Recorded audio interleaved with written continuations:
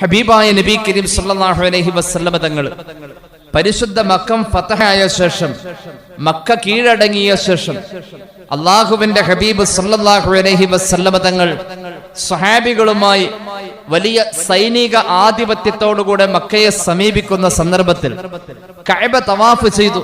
മുഹമ്മദ് റസൂൽ സല്ലല്ലാഹു അലൈഹി വസല്ലമ തങ്ങൾ കഅബ തവാഫ് ചെയ്തു കഴിഞ്ഞിട്ട് ഇനി കഅബയിലേക്ക് കടക്കണം. ഹബീബായ നബി തങ്ങൾക്ക് കഅബ തുറന്നു കൊടുക്കണം. ആ സമയത്ത് കഅബയുടെ പരിചാരകനായിരുന്ന ഉസ്മാൻ ഇബ്നു ത്വൽഹത്ത് ഇബ്നു അബ്ദുദ്ദാർ എന്ന് പറയുന്ന മനുഷ്യൻ, അയാൾ മുസ്ലിം അല്ല, പക്ഷെ അയാളാണ് കഅബ പരിചരിക്കുന്നത്. കഅബ വൃത്തിയാക്കുന്നത് അദ്ദേഹമാണ്. കഅബയുടെ താക്കോല് സൂക്ഷിക്കുന്നത് ഉസ്മാൻ ഇബ്നു ത്വൽഹയാണ്. അയാളുടെ കയ്യിലാണ് താക്കോല്. മക്കം ഫതഹായ ശേഷം കഅബ തവാഫ് ചെയ്യുന്ന മുഹമ്മദ് നബി സല്ലല്ലാഹു അലൈഹി വസല്ലം തങ്ങൾക്ക് തവാഫ് കഴിഞ്ഞാൽ ഇനി കഅബയിൽ ഒന്ന് കയറണം. അതിന് കഅബയുടെ വാതിൽ തുറക്കണം. അയാളോട് മഹാന്മാരായ സ്വഹാബത്ത് താക്കോല് ചോദിച്ചു. എത്രത്തോളം സയ്യിദുനാ അലി റളിയല്ലാഹു അൻഹു അയാളുടെ കയ്യിൽ നിന്നും തട്ടിപ്പറിക്കാൻ ചാടിക്കയറി എന്നാണ് പറയുന്നത്. എന്തിനാണ് താക്കോല്? ഹബീബായ നബി തങ്ങൾക്ക് കഅബയുടെ അകത്തേക്ക് കടക്കണം. അള്ളാഹുവിന്റെ റസൂലിന് വേണ്ടിയിട്ട് കഅബയുടെ താക്കോല് ചോദിച്ചപ്പോ അയാള് പറഞ്ഞു, ഞാൻ താക്കോല് തരില്ല. കാരണം ലൗ അലിംതു അന്നഹു റസൂലുള്ളാഹി മാ ലം അംനഉഹു, ഞാൻ താക്കോല് തരില്ല. കാരണം ഈ മനുഷ്യൻ അള്ളാന്റെ റസൂലാണെന്ന് നിങ്ങൾ പറയുന്നത് ഞാൻ വിശ്വസിക്കണമല്ലോ.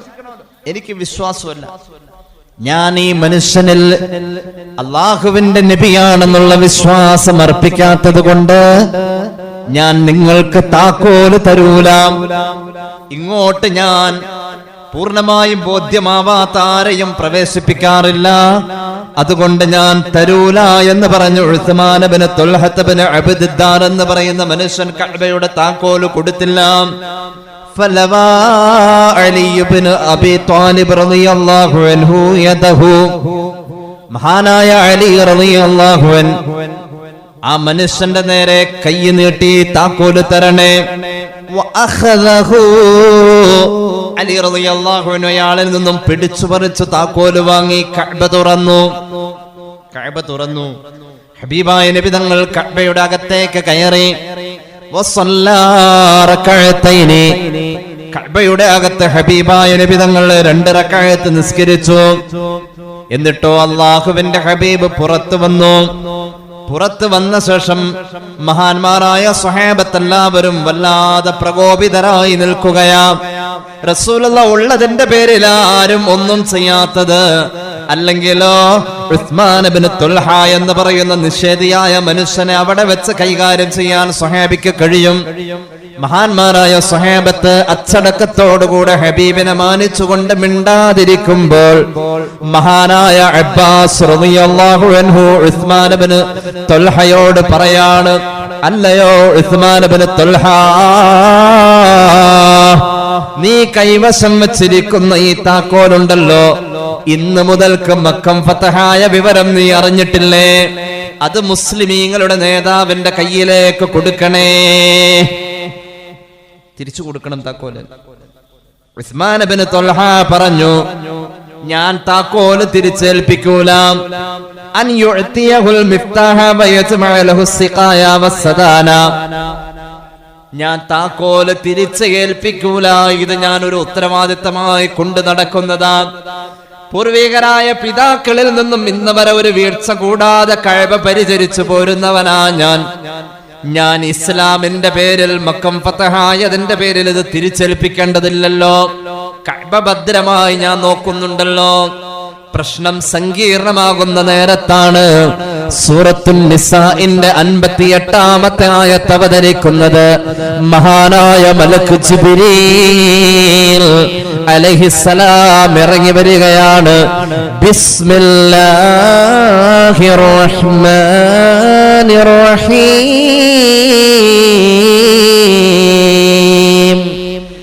ഇന്നല്ലാഹ യഅ്മുറുകും അൻ തുഅദ്ദുൽ അമാനാതി ഇലാ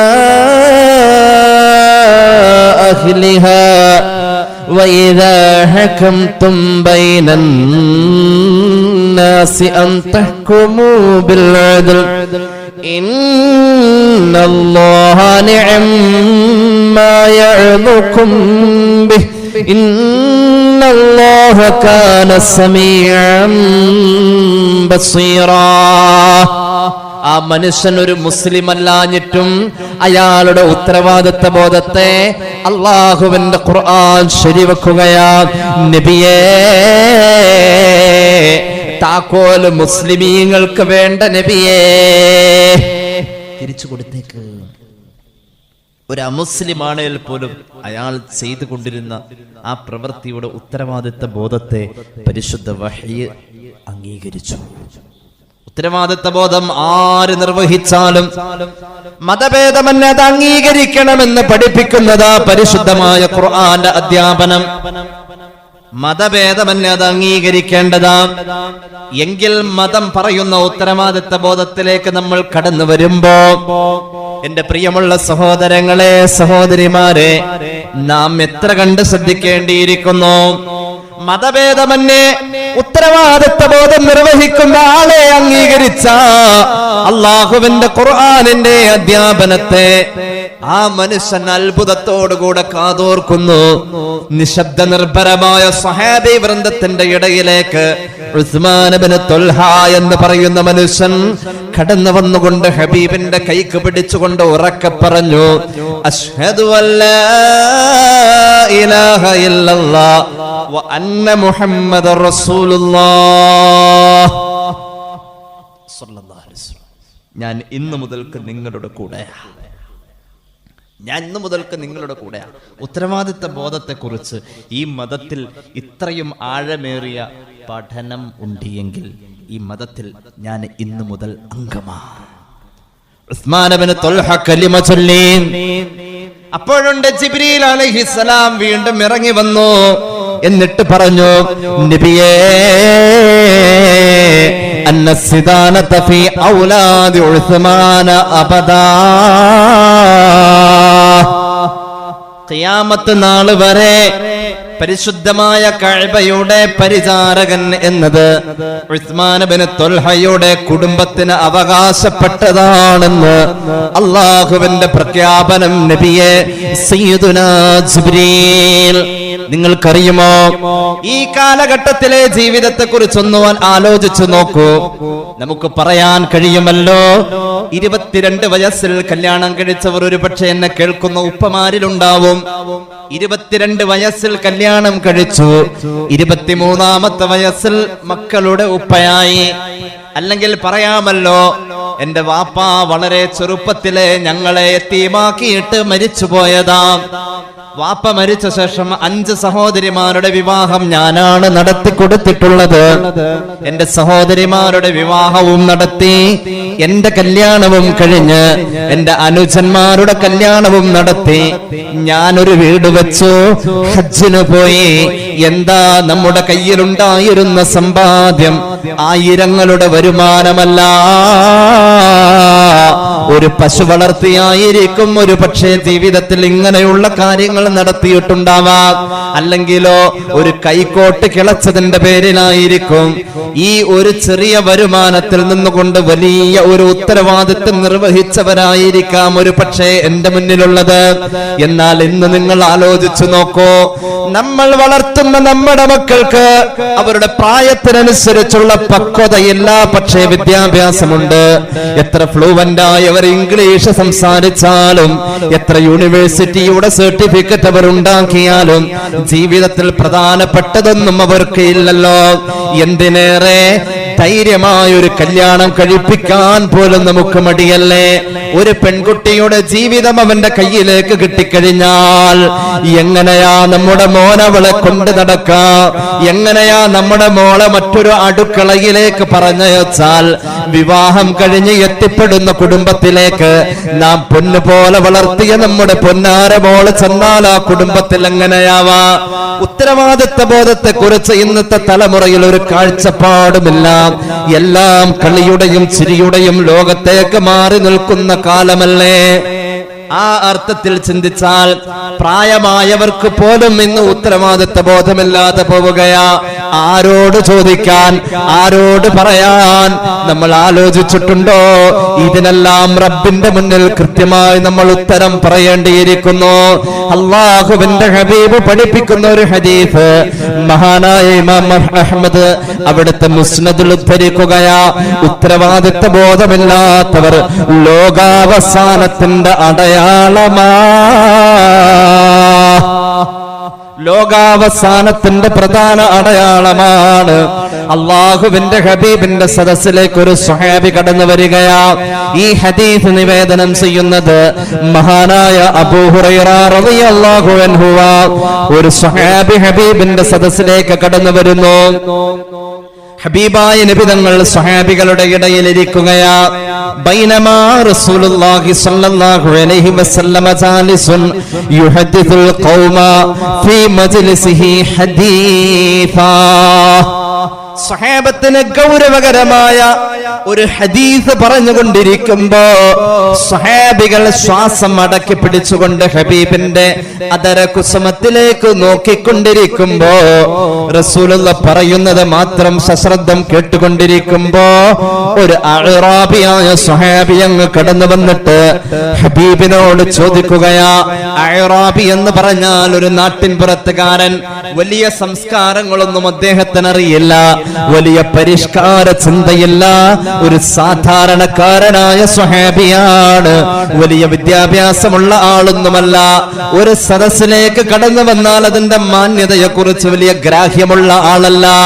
റസൂലുള്ളാഹി സ്വല്ലല്ലാഹു അലൈഹി വസല്ലം സ്വഹാബികൾക്ക് ഗൗരവകരമായ ഒരു ഹദീസ് പറഞ്ഞുകൊണ്ടിരിക്കുമ്പോൾ ഈ അഅ്റാബിയായ സഹോദരൻ വന്നുകൊണ്ട് ഒരു മുഖവുരയുമില്ലാതെ ചോദിച്ചു, നബിയേ മത്തസാഅത്തു യാ റസൂലല്ലാഹ്, എന്നാ നബിയേ ഖിയാമത്ത് നാള്, എന്നാ നബിയേ ഖിയാമത്ത് നാള്? ഹബീബായ നബി തങ്ങൾ മിണ്ടിയില്ല. ഒരു സദസ്സിൽ ഒരു ചർച്ച നടന്നുകൊണ്ടിരിക്കുക. അപ്പൊ മൂപ്പരും കയറി വന്നിട്ട് മൂപ്പർക്ക് ഇനി ഖിയാമത്ത് നാൾ അറിഞ്ഞാൽ മതി, ബാക്കിയൊക്കെ റെഡി ആയിരിക്കാം. അല്ല നബി, എന്ന ഖിയാമത്ത് നാള്? അങ്ങനെയുണ്ടല്ലോ. സ്വഹാബികളൊക്കെ ഈ പറയുന്ന ആ വലിയ ഗൗരവകരമായ കാര്യത്തിലേക്ക് ഇങ്ങനെ ശ്രദ്ധ കൊടുത്തിരിക്കുമ്പോ ഇങ്ങേര് വന്നിട്ട് ചോദിക്കാ, അസ്സലാമു അലൈക്കും. അല്ല ഇപ്പൊ എന്നാ ഖിയാമത്ത് നാള്?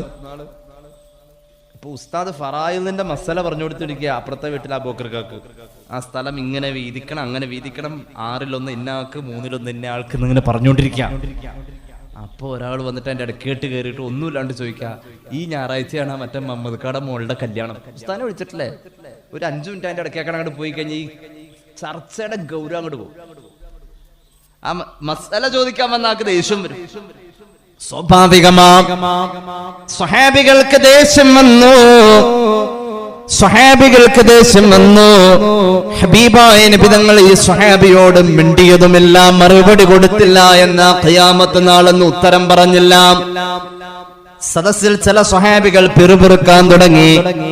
അവര് പറഞ്ഞു, സമിഅ ഫകരിഹാ, റസൂലുള്ളാഹി കേട്ടിട്ടുണ്ട്, പക്ഷെ അയാൾ ചോദിച്ചത് ഇഷ്ടമാവാനിട്ടാ മറുപടി കൊടുക്കാത്തത്. ചിലര് പറഞ്ഞു, ഇല്ല ഇല്ല ബല്ലം യസ്മഅ, ഹബീബ് കേട്ടിട്ടുണ്ടായിരുന്നുവെങ്കിൽ അവിടുന്ന് മറുപടി പറയുമായിരുന്നു, പക്ഷേ ഹബീബ് കേട്ടതേയില്ല. ഗൗരവകരമായ ഹദീസ് പറഞ്ഞുകൊണ്ടിരിക്കുന്നത് റസൂലുള്ളാഹി അങ്ങ് പൂർത്തീകരിച്ചു. സ്വല്ലല്ലാഹു അലാ മുഹമ്മദ്. ഹദീസ് പൂർത്തിയായ ശേഷം ഹബീബായ നബി തങ്ങൾ സ്വഹാബത്തിന്റെ ഇടയിലേക്ക് പ്രത്യേകം ഒന്ന് പാളി നോക്കി. എന്നിട്ട് ചോദിച്ചു, ഐന സായിലു അനിസ്സാഅ, എപ്പോഴാണ് ഖിയാമത്ത് നാൾ എന്ന് ചോദിച്ചു വന്ന സ്വഹാബി എവിടെ? ഞാനൊന്ന് കാണട്ടെ. അപ്പോഴുണ്ട് ആ സ്വഹാബി ആ ചുറ്റുവട്ടത്ത് തന്നെയുണ്ട്. മഹാൻ പറഞ്ഞു, ഹാ അന യാ റസൂലല്ലാഹ്, നബിയേ ഞാൻ ഇവിടെ തന്നെ ഉണ്ട് നബിയേ. ഞാൻ എവിടെയും പോയിട്ടില്ല നബിയേ, ഞാൻ ഇവിടെ തന്നെ ഉണ്ട് നബിയേ. മോനെ നീ ഇങ്ങ് വാ, നീ ഇങ്ങ് വാ, ആരും പോവല്ലേ. എപ്പോഴാണ് ഖിയാമത്ത് നാളെന്ന ചോദ്യം ഇവിടെ ഉന്നയിച്ചിട്ടുണ്ട്. അതിന്റെ മറുപടി ഞാൻ പറയട്ടെ, കേട്ടോളൂ. ഖിയാമത്ത് നാൾ എപ്പോഴാണെന്നറിയുമോ? ഹബീബായ നബി തങ്ങൾ പറഞ്ഞു, ഇദാ ളുയ്യഅത്തിൽ അമാനത്തു ഫന്തളിരിസ് സാഅ. ഉത്തരവാദിത്വ ബോധമില്ലാത്ത കാലമാണോ? മക്കളോട് വാപ്പാക്ക് ഉത്തരവാദിത്വ ബോധമില്ലാത്ത കാലമാണോ? കുടുംബത്തോട് ഉത്തരവാദിത്വ ബോധമില്ലാത്ത മനുഷ്യന്മാരെ കുറിച്ച് മഹല്ല് കമ്മിറ്റിയിൽ ചർച്ച വരുന്ന കാലമാണോ? കുടുംബത്തിൽ പെണ്ണുങ്ങൾക്ക് ഉത്തരവാദിത്വ ബോധമില്ലാത്ത കാലമാണോ? ഒരു കുടുംബത്തിന്റെ ദീനിയായ ചിട്ടയിൽ ഒരു പെണ്ണിന് ഉത്തരവാദിത്വ ബോധമില്ലാത്ത കാലമാണോ? മഹല്ലിനോട് ഖത്തീബിന് ഉത്തരവാദിത്വ ബോധമില്ലാത്ത കാലമാണോ? കുടുംബത്തിൽ വളർന്നു വരുന്ന മക്കൾക്ക് അവർ ഏറ്റെടുക്കേണ്ട ദൗത്യങ്ങളിൽ ഉത്തരവാദിത്വ ബോധമില്ലാത്ത കാലമാണോ? ഓർക്കുന്നുണ്ടോ പഴയ കാലത്ത് അരി പൊടിപ്പിക്കാൻ ചാക്കിൽ കെട്ടിയ ആ ചിമ്മാട് വെച്ചിട്ടുള്ളതായ പാടത്ത് വരമ്പത്തുകൂടി നമ്മൾ ഭാരമുള്ള ചുമട് ചുമന്നുകൊണ്ട് മില്ലിൽ പോയി മണിക്കൂറുകളോളം കാത്തുനിന്നത് പൊടിപ്പിച്ചു കൊണ്ടുവന്ന ആ ബാല്യമുണ്ടല്ലോ. ഇന്ന് ഏത് മക്കളായത് ഉത്തരവാദിത്വത്തോടു കൂടെ നിർവഹിക്കുക? ജീവിതത്തിൽ പുതിയ തലമുറയിൽ ഉത്തരവാദിത്വ ബോധമില്ലാത്ത ഒരവസ്ഥ നമ്മൾ കാണുന്നുവെങ്കിൽ ഒരുപാട് പഠിച്ചിട്ടും പരിഷ്കാരത്തിന്റെ ഒരുപാട് പടവുകൾ കീഴടക്കിയിട്ടോ ഉപ്പയുടെ മുന്നിൽ എങ്ങനെ വർത്തമാനം പറയണമെന്ന ബോധമില്ലാത്ത തലമുറ വന്നു കഴിഞ്ഞാൽ, പള്ളിയോട് എങ്ങനെ സമീപിക്കണമെന്ന ബോധമില്ലാത്ത തലമുറ വന്നു കഴിഞ്ഞാൽ, ഫന്തളിരിസ് സാഅ, സമീപത്താ ഖിയാമത്ത് നാളെന്ന് ഞാനല്ല പറഞ്ഞത്, സയ്യിദുനാ റസൂലുള്ളാഹി. കേട്ട സ്വഹാബി ചോദിച്ചു, നബിയെ എങ്ങനെയാ ഒരു മനുഷ്യന് ഉത്തരവാദിത്വ ബോധമില്ല എന്നത് തിരിച്ചറിയാൻ നബിയേ? ഹബീബായ നബി തങ്ങൾ പറഞ്ഞു സല്ലല്ലാഹു അലൈഹി വസല്ലം, ഇദാ തവസ്സദൽ അംറ ഗൈറു അഹ്ലിഹി, ഒരു കാര്യം കൈകാര്യം ചെയ്യാൻ അർഹതയില്ലാത്തവൻ വന്നാൽ അവിടെ ആ ഉത്തരവാദിത്വത്തിൽ വീഴ്ച വരാം. അർഹതയില്ലാത്തവൻ ഒരു ഉത്തരവാദിത്വം ഏറ്റെടുത്തു കഴിഞ്ഞാൽ അത് പള്ളിയുടേതാവാം, അത് ഭാര്യയുടെ ഉത്തരവാദിത്വം ഏറ്റെടുക്കുന്ന ഭർത്താവായിരിക്കാം. എന്താലേ എന്റെ വീട്ടില് എന്റെ ഇക്കാടെ കല്യാണത്തിന്റെ അന്ന് മരണപ്പെട്ടു പോയ ഞങ്ങളുടെ ഒരു കൊച്ചാപ്പ വന്നിട്ട് ചോദിച്ച ആദ്യത്തെ ചോദ്യം, മോനെ നീ ഇവിടെ വന്നേ, അള്ളാഹു മഗ്ഫിറത്ത് കൊടുക്കട്ടെ അദ്ദേഹത്തിന്, നീ സുബഹിയുടെ ജമാഅത്ത് മുടങ്ങാതെ പള്ളിയിൽ പോയി നിസ്കരിക്കുന്നവനാണോ? അതെ. എന്നാ നിനക്ക് കല്യാണം കഴിക്കാൻ പ്രായമായി എന്നാ പറഞ്ഞത്. ഒരു തമാശയായിരുന്നത്. ഒന്ന് ആലോചിച്ച് നോക്കൂ. ഇന്നത്തെ കല്യാണ സദസ്സുകളിലേക്ക് നോക്കൂ. ആ പുതിയാപ്പിളയുടെ ആഘോഷത്തിന്റെ ആരവങ്ങൾ കണ്ടാൽ എങ്ങനെയാ ഈ പെൺകുട്ടി അവൻ കൊണ്ട് നടക്കാം? ഫോട്ടോഷൂട്ടിന് വേണ്ടിയിട്ട് എന്തെല്ലാം കോമാളിത്തരങ്ങൾ കാണിക്കുന്നു. അല്ലാഹുവേ, നാളെ നടക്കേണ്ട ഒരു കല്യാണത്തിന്റെ മുമ്പ് സേവ് ഡേറ്റ് എന്ന് പറഞ്ഞ് വാട്സാപ്പിൽ സ്റ്റാറ്റസ് ഇന്നലെ ഒരാൾ അയച്ചു തന്നു. നാളെ ആ നിക്കാഹ് നടക്കേണ്ടത് ഇൻഷാ അല്ലാഹ് 10:30 മണിക്ക് 11:30 മണിക്ക് സേവ് ഡേറ്റ് എന്ന് പറഞ്ഞിട്ട് അതിന്റെ സ്റ്റാറ്റസ് ഇന്നലെ വാട്സാപ്പിൽ അയച്ചു തന്നു. സുബ്ഹാനല്ലാഹ്, ഞാൻ പേടിച്ചു പോയി. ഞാൻ അദ്ദേഹത്തോട് ചോദിച്ചു, കഴിഞ്ഞ ഞായറാഴ്ചയല്ലായിരുന്നു ആ കല്യാണം? എന്തെന്ന് വെച്ചാ അവരുടെ നിപ്പും ആ കാണിക്കലും കണ്ടു കഴിഞ്ഞാൽ കല്യാണം കഴിഞ്ഞ പോലെ. ഒരു വലിയ മാവിന്റെ കൊമ്പിൽ നിന്നും വടം കൊണ്ട് ഊഞ്ഞാല് കെട്ടിയതിന്റെ മുകളിൽ പെണ്ണിങ്ങനെ നിൽക്കാം. എന്നിട്ട് ചെറുക്കന്റെ മേത്ത് ഇങ്ങനെ പിടിച്ചിട്ട് ആ കാല് വെച്ചിട്ട് ഇങ്ങനെ ഊഞ്ഞാലാട്ടുന്ന ഒരിയാതി സർക്കസിലൊക്കെ കാണിക്കുന്ന ഒരു കാണിക്കില്ല. ഫോട്ടോഷൂട്ട്, കല്യാണത്തിന് മുമ്പ് സ്റ്റാറ്റസ്, കല്യാണക്കത്ത് പോലെ. വിവാഹത്തിന് മുമ്പ് പച്ച ഹറാമ് കൊണ്ട് തുടങ്ങുന്നു. ഇത് ആരാ ഇതിന് സമ്മതം കൊടുക്കുക? നമ്മുടെ മക്കളെ ദീനിയായ രീതിയിൽ, അത് ദീനിന് വിരുദ്ധമാണ് എന്ന ഒരു ബോധം നമ്മുടെ മക്കളിൽ കൊടുക്കുക എന്ന ഉത്തരവാദിത്വം നമുക്കുള്ളത്. ഉമ്മാക്ക് മോളെ ഉപദേശിക്കാൻ യോഗ്യതയില്ല. വാപ്പാക്ക് മകനെ ഉപദേശിക്കാനുള്ള യോഗ്യതയില്ല, പിന്നെ എങ്ങനെയാ ഉത്തരവാദിത്വം നിർവഹിക്കാം? എന്തുകൊണ്ട്? ഉമ്മാക്ക് ഒരുപാട് കാര്യങ്ങൾ ഒളിക്കാനുണ്ട്, അതിൽ പകുതിയും മകൾ അറിഞ്ഞതാ. പിന്നെ എങ്ങനെയാ മോളെ ഉപദേശിക്കാൻ ഉമ്മാക്ക് യോഗ്യത ഉണ്ടാവാ? അങ്ങനെ ഒരു കാലഘട്ടത്തിലാണ് നമ്മൾ ജീവിക്കുന്നത് എങ്കിൽ ഇമാം അഹ്മദിന്റെ മുസ്നദിലുണ്ട് ഹദീസ്, ലോകാവസാനം വെളിപ്പാടകലേ എന്ന് സയ്യിദുനാ റസൂലുള്ളാഹി. ജീവിതത്തിൽ ഉത്തരവാദിത്തങ്ങൾ ഒരുപാടുണ്ട്. ഹബീബായ നബി തങ്ങൾ കേട്ടോളൂ, നമ്മുടെ ജീവിതത്തിൽ നാം ഓരോരുത്തരും ഓരോ മേഖലയിലും നിറഞ്ഞു നിൽക്കുന്നവരാ. ഓരോ മേഖലയിലും രാത്രി വേഷപ്രച്ഛന്നനായി യാത്ര ചെയ്ത ഉമർ ഇബ്നുൽ ഖത്താബിന്റെ കഥ കേട്ട് കളഞ്ഞതല്ലേ? ഭ്രാന്തുണ്ടോ? എന്തിനാ അങ്ങനെ ചെയ്തത്? അവരുടെ ശിരസിൽ അല്ലാഹു വെച്ച് കൊടുത്തതിന്റെ ആ ഒരു ഭാരം അവർക്കറിയാമായിരുന്നു.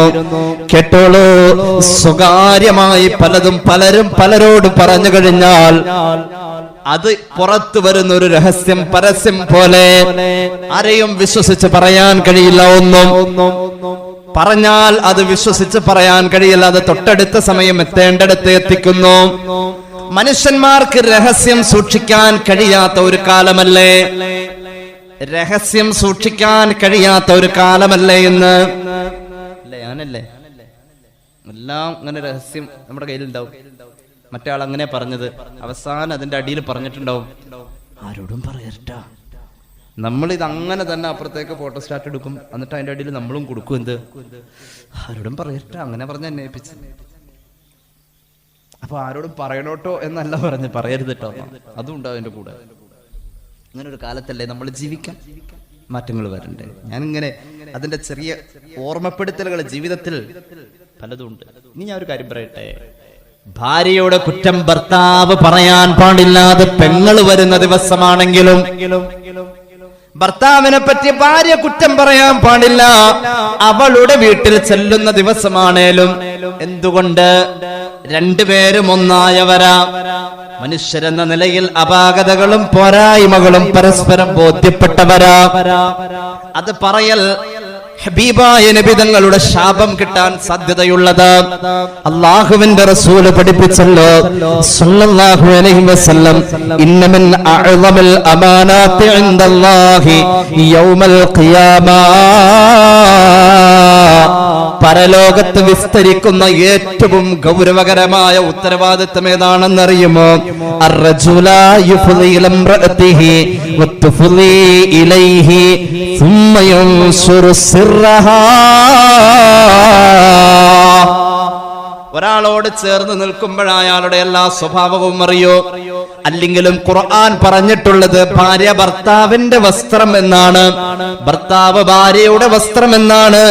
വസ്ത്രം എന്ന് പറഞ്ഞാൽ ഒരു സംരക്ഷണ കവചം മാത്രമല്ല, വസ്ത്രം ശരീരത്തിന്റെ രഹസ്യത്തെ അടുത്ത് അറിയുന്ന ഒരു വസ്തുവാണ്. അതാണ് ഭാര്യ ഭർത്താവിന്, ഭർത്താവ് ഭാര്യക്ക്.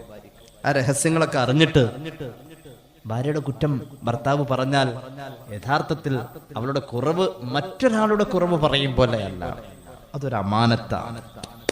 മരണം വരെ ആ കുറവ് ഒരിടത്ത് നിരത്തേണ്ട അവസ്ഥ അള്ളാഹു വരുത്താതിരിക്കട്ടെ. അത് ചെയ്യാൻ പാടില്ല. ഇനി കേട്ടോളൂ, ഇതൊരു അമാനത്തായി നമ്മുടെ മുന്നിൽ അല്ലാഹു ഏൽപ്പിച്ചിട്ടുണ്ടല്ലോ. നിക്കാഹിന്റെ മുഖപുര പറയുമ്പോൾ ഗദ്ഗദത്തോടുകൂടെ ഇടറുന്ന ശബ്ദത്തോടുകൂടെ വിതുമ്പുന്ന ചുണ്ടുകളോടുകൂടെ പെൺകുട്ടിയെ വളർത്തിയ ഉപ്പ പറയുന്ന വാക്കുകളുണ്ടല്ലോ, ഉസവ്വിജുക അലാ മാ അമറല്ലാഹു ബിഹി മിൻ ഇംസാകിൻ ബിമഅറൂഫിൻ ഔ തസ്രീഹിൻ ബിഇഹ്സാൻ.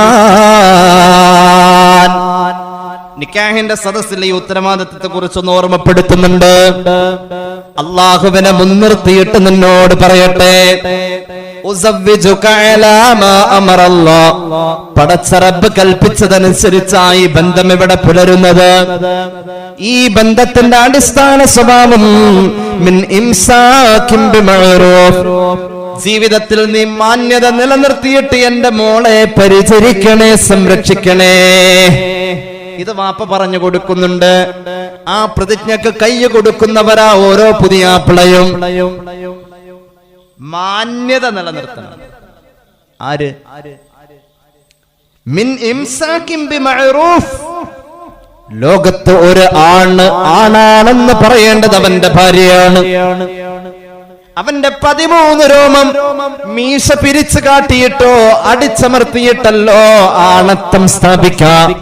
അള്ളാഹുവിന്റെ ദീന് പറഞ്ഞത് ഒരു ആണ് പെണ്ണിന്റെ മുന്നിൽ ആണാവുന്നത് ആദരവ് പിടിച്ചു പറ്റുമ്പോഴാ. അവൾക്ക് സ്വയം തോന്നണം ഇയാളെ ആദരിക്കണമെന്ന്. അങ്ങനെ തോന്നുന്നു. ആരെങ്കിലുമൊക്കെ അവിടെ നിൽക്കുന്നുണ്ടെങ്കിൽ ഇക്കവരനെ കാണുമ്പോ ഇത്ത ഒന്നേനീക്കും. ഒരു 9-9:30 കഴിഞ്ഞ ശേഷമാണെങ്കിൽ ചിലപ്പോ ഇക്ക താഴ്ത്ത് ഇത്ത കസരയുടെ മുകളിലായിരിക്കും ഇരിക്കുക. ഇനി അതിന്റെ അപ്പുറത്തേക്കുള്ള കഥയൊന്നും പറയണില്ല. ഏത് പെണ്ണ് ഭർത്താവിനെ ആദരിക്കണമെന്നായി പറയുന്നത്? അതെന്തുകൊണ്ട്? അത്തിപ്പറ്റ ഉസ്താദിനെ നിങ്ങൾക്കറിയാലോ. അല്ലാഹു ഖബർ വെളിച്ചമാക്കട്ടെ. ഉസ്താദിന്റെ പ്രിയപ്പെട്ട ഭാര്യ ദുആ ചെയ്യാൻ ഉസ്താദിനോട് പറയുമായിരുന്നു, നിങ്ങൾ ജീവിച്ചിരിക്കുമ്പോൾ എനിക്ക് മരിച്ചാൽ മതി. അങ്ങനെ പറയാ. എന്തുകൊണ്ട്? നിങ്ങളുടെ ദുആ എനിക്ക് കിട്ടൂലോ. നിങ്ങളുടെ ദുആ എനിക്ക് കിട്ടും. നിങ്ങൾ ജീവിച്ചിരിക്കുമ്പോ അല്ലാഹു എന്റെ റൂഹ് പിടിക്കാൻ നിങ്ങൾ ദുആ ഇറക്കണേ. ഞാൻ അങ്ങനെ ആഗ്രഹിക്കുന്നു. എന്തുകൊണ്ട്? നിങ്ങളുടെ ദുആ എനിക്ക് കിട്ടുമല്ലോ എന്ന് പറഞ്ഞത് നമ്മുടെ കൈവിരൽ ചൂണ്ടിയാൽ കാണാവുന്ന അകലയിൽ ജീവിച്ച മഹാനായ ശൈഖുനാ വലിയുല്ലാഹി അത്തിപ്പറ്റ മൊയ്തീൻ കുട്ടി മുസ്ലിയാർ ഖദ്ദസല്ലാഹു സിർറഹുൽ അസീസ്, ആ മഹാന്റെ കുടുംബിനി അങ്ങനെ പറഞ്ഞത്. അങ്ങനെ എന്നെ സംഭവിക്കുകയും ചെയ്തു. ആലോചിച്ച് നോക്കണേ. ഭാര്യ ഭർത്താവിനെ ആദരിക്കാം. എന്തുകൊണ്ട്? ഭർത്താവിന്റെ ഉത്തരവാദിത്തം മുഴുവനും നിർവഹിച്ചു. ഞാൻ ചോദിക്കട്ടെ, ഒരു ഭാര്യയോട് ഭർത്താവിനുള്ള ആദ്യത്തെ ഉത്തരവാദിത്തം എന്താ? ഭാര്യയോട് ഭർത്താവിനുള്ള ഉത്തരവാദിത്തം എന്താ? ഭർത്താവിന്റെ കയ്യിൽ ഇവളെ കിട്ടിയ ആദ്യത്തെ ബാധ്യത ദീൻ പഠിപ്പിച്ചു കൊടുക്കല. കാരണം എന്താ? ഒരു പെൺകുട്ടിക്ക് മസ്അല പറഞ്ഞു കൊടുക്കുമ്പോ, ഒരു പെൺകുട്ടിക്ക് ഫിഖ്ഹ് പറഞ്ഞു കൊടുക്കുമ്പോ ഉമ്മ പറഞ്ഞു കൊടുക്കുന്നതിനൊരു പരിധിയുണ്ട്. വാപ്പ പഠിപ്പിച്ചു കൊടുക്കുന്നതിനൊരു പരിധിയുണ്ട്. ഉസ്താദ് പറഞ്ഞു കൊടുക്കുന്നതിനൊരു പരിധിയുടെ പരിധിയുമുണ്ട്. ഒരു പെണ്ണിന്റെ കുടുംബ ജീവിതത്തിലേക്ക് വരുമ്പോൾ, വലിയ ശുദ്ധിയുടെ കാര്യങ്ങൾ പറയുമ്പോൾ, അവളുടെ സ്വകാര്യമായ കാര്യങ്ങളിലെ ഫിഖ്ഹ് അവൾ പഠിക്കാൻ ഇസ്ലാം വെച്ചിരിക്കുന്ന അധ്യാപകൻ അവളുടെ പിതാവല്ല, മാതാവല്ല, അവളുടെ ഭർത്താവാ. ഭർത്താവിന്റെ ഒന്നാമത്തെ കടമ ഭാര്യക്ക് ശർഅ് പഠിപ്പിക്കലാണ്. ആദ്യത്തെ ഉത്തരവാദിത്വം ദീൻ പഠിപ്പിച്ചു കൊടുക്കലാണ്. പെണ്ണ് ദീൻ പഠിക്കാൻ അങ്ങനെയല്ലേ മഹാന്മാരായ സ്വഹാബത്ത്. അബൂ സലമ റളിയല്ലാഹു അൻഹു സ്വഹീഹ് മുസ്ലിമിലുണ്ടല്ലോ, ഹബീബായ നബിയിൽ നിന്നും കേട്ട് കഴിഞ്ഞാൽ നേരെ വന്നുകൊണ്ട് ഉമ്മു സലമയോട് പറയുമായിരുന്നു. അബൂദർ വന്നാൽ ഉമ്മുദറിനോട് പറയുമായിരുന്നു. അലി റളിയല്ലാഹു അൻഹു ഹബീബായ നബിയുടെ സദസ്സിലിരിക്കുമ്പോ ഒരു ഹദീസ് പറഞ്ഞിട്ട് പകുതിയാക്കി വെച്ചു. ഒരു ഹദീസ് പറഞ്ഞിട്ട് പകുതിയാക്കി, അതിന്റെ ബാക്കി പകുതി പറഞ്ഞില്ല. എന്താണ് പകുതി എന്നറിയോ? ഒരു പെണ്ണിന് ഖൈറായ കാര്യം ഏതാണെന്നറിയുമോ സ്വഹാബികൾ പറഞ്ഞു, ലാ യാ റസൂലല്ലാഹ്. ഒരു പെണ്ണിന് ഈ ദുനിയാവിൽ ഏറ്റവും ഖൈറായ കാര്യം ഏതാണെന്ന് അറിയുമോ സ്വഹാബ? അറിയില്ല നബിയെ. അല്ലാഹു വ റസൂലുഹു അഅലമു. അല്ലാഹുവിനും റസൂലിനും അറിയാം. ഒരു പെണ്ണിന് ഖൈറായ കാര്യം എന്താണെന്ന് നിങ്ങൾക്കറിയില്ല. പെണ്ണിനോട് പോയി ചോദിക്കൂ, വീട്ടിൽ പോയി ചോദിച്ചിട്ട് നാളെ വാ എന്ന് മുഹമ്മദ് മുസ്തഫ. എല്ലാ സ്വഹാബികളും വീട്ടിലേക്ക് പോയി. എല്ലാരും ചോദിച്ചു. ചിലർക്ക് ഉത്തരം കിട്ടി, ഭാഗികമായി. അലിയാർ റളിയല്ലാഹു അൻഹു പ്രിയപ്പെട്ടവളോട് ചോദിക്കുകയാ, പെണ്ണേ ഫാത്തിമ, ഉപ്പ പറഞ്ഞിരുന്നു ഒന്ന് ചോദിക്കാൻ. പെണ്ണിനോട് തന്നെ ചോദിക്കാൻ പറഞ്ഞു. എനിക്കതിന്റെ ഉത്തരം കിട്ടിയതുമില്ല. ഈ ഭൂമിയിൽ ജീവിക്കുമ്പോൾ ഒരു പെണ്ണിന് ഏറ്റവും ഖൈറായ കാര്യം എന്താ? ഫാത്തിമ റളിയല്ലാഹു അൻഹ ചിരിച്ചിട്ട് പറഞ്ഞു, അവളുടെ ശരീരത്തെ അന്യപുരുഷന്റെ മുന്നിൽ പ്രകടിപ്പിക്കാതെ അവള് സൂക്ഷിച്ച് ജീവിക്കാനാ പെണ്ണിന് ഈ ഭൂമിയിൽ ഏറ്റവും ഖൈറായ കാര്യമെന്ന് സമീഅത്തുൻ നബിയ്യ സല്ലല്ലാഹു അലൈഹി വസല്ലമ. എന്റെ ഉപ്പ പറയുന്നത് ഞാൻ കേട്ടിട്ടുണ്ട്. പിറ്റേ ദിവസം പ്രഭാതത്തിൽ ഫലമ്മാ അസ്ബഹു, സ്വഹാബികൾ സുബ്ഹിക്ക് തന്നെ ഇലാ ഹളറത്ത് റസൂലുള്ളാഹി ഒന്നുകൂടി ഖാല റസൂലുള്ളാഹി സ്വല്ലല്ലാഹു അലൈഹി വസല്ലമ തങ്ങളുടെ മുന്നിൽ ഈ വിഷയം അവതരിപ്പിച്ചപ്പോ ഹബീബായ നബി തങ്ങൾ പ്രതികരിച്ചു. ഇതിന്റെ കൃത്യമായ ഉത്തരം പറഞ്ഞ ആള് അലിയാ. കൃത്യമായ ഉത്തരം പറഞ്ഞത് അലിയ. എന്താ കാരണം? ഇത് ഫാത്തിമ പഠിപ്പിച്ചതാ. ഫാത്തിമത്തു ഖിത്അത്തും മിന്നി, മുഹമ്മദ് മുസ്തഫ എന്റെ ഒരു ഭാഗമാ, എന്റെ കരളിന്റെ കഷ്ണമാ ഫാത്തിമ എന്ന് മുഹമ്മദ് റസൂൽ സല്ലല്ലാഹു അലൈഹി വസല്ലം പറഞ്ഞത് അപ്പോഴാ. ഒരു പെണ്ണിന് ഖൈറായ കാര്യം. ഞാൻ എന്തിനാ ഇത് പറഞ്ഞത്? പ്രവാചക സദസ്സിൽ സ്വഹാബികൾ പലതും കേട്ടാൽ വീട്ടിൽ വന്ന് ഭാര്യക്ക് പഠിപ്പിച്ചു കൊടുക്കും. മഹാനായ ഇർബാദ് ഇബ്നു സാരിയ റളിയല്ലാഹു അൻഹു തബറാനിയുടെ മുഅ്ജമിലുണ്ട് ഹദീസ്. ഹബീബിന്റെ സദസ്സിൽ ഇരിക്കുമ്പോൾ പറഞ്ഞു, ഒരു ഭർത്താവ് ഭാര്യക്ക് വെള്ളം കുടിക്കാൻ കൊടുത്താൽ ഇദാ സഖംറഅതുഹു ഉജിറാ, ഭാര്യക്ക് കുടിക്കാൻ ഭർത്താവ് ഒരു ഗ്ലാസ് വെള്ളം എടുത്തു കൊടുത്താൽ ആ ഭർത്താവിന് കൂലിയുണ്ടെന്ന് സയ്യിദുനാ റസൂലുള്ളാഹി. ഖാമ, മഹാനവറുകൾ ഇത് കേട്ട് സദസ്സിൽ നിന്നും എഴുന്നേറ്റു. വഅതംറതഹു, എന്നിട്ട് ഭാര്യയുടെ അടുക്കിലേക്ക് ഓടിച്ചെന്നു. ഭാര്യ അവിടെ വേറെന്തോ ചെയ്തുകൊണ്ടിരിക്കുക. ഓടിപ്പോയി ഭാര്യനെ ഒരു സ്ഥലത്ത് ഇരുത്തി, പിടിച്ചിരുത്തി, എന്നിട്ട് പോയി വെള്ളം കൊണ്ടുവന്നു. കുടിച്ചോ എന്ന് പറഞ്ഞു. വേഗം കുടിച്ചു ഭാര്യ. എന്തേ നീ വെള്ളം കുടിച്ചോ? കുടിച്ചു. എന്തേ? നിങ്ങൾക്ക് ഇപ്പൊ എന്താ പറ്റിയത്? ഇപ്പൊ വെള്ളമൊക്കെ എടുത്തു.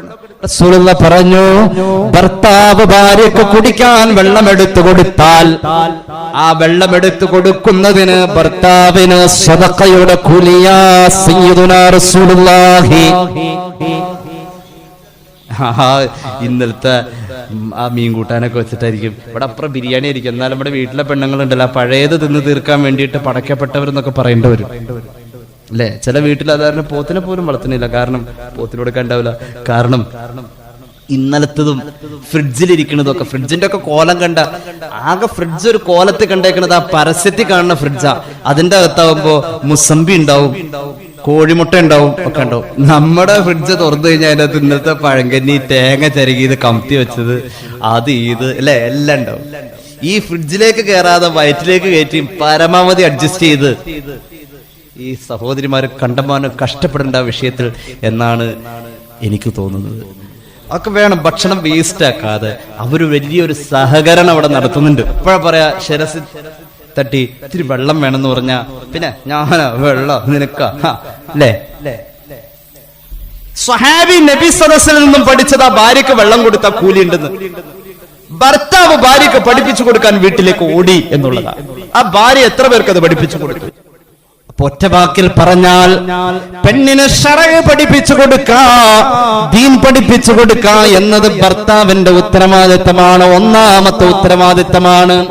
അവളോട് നല്ലത് പറഞ്ഞു കൊടുത്താൽ അവൾ ബഹുമാന പുരസ്സരം അത് ഏറ്റെടുക്കാനുള്ള യോഗ്യത. ഒന്നുകൂടി പറയട്ടെ, ഭർത്താവ് ഭാര്യയുടെ മുന്നിൽ അവൾ ആദരിക്കുന്ന നിലവാരമുണ്ടാക്കിയെടുക്കൽ നിർബന്ധമാ. അള്ളാഹു നമ്മെ ഏൽപ്പിച്ചിരിക്കുന്ന ഒരു അമാനത്താ നമ്മുടെ പ്രിയപ്പെട്ട ഭാര്യ.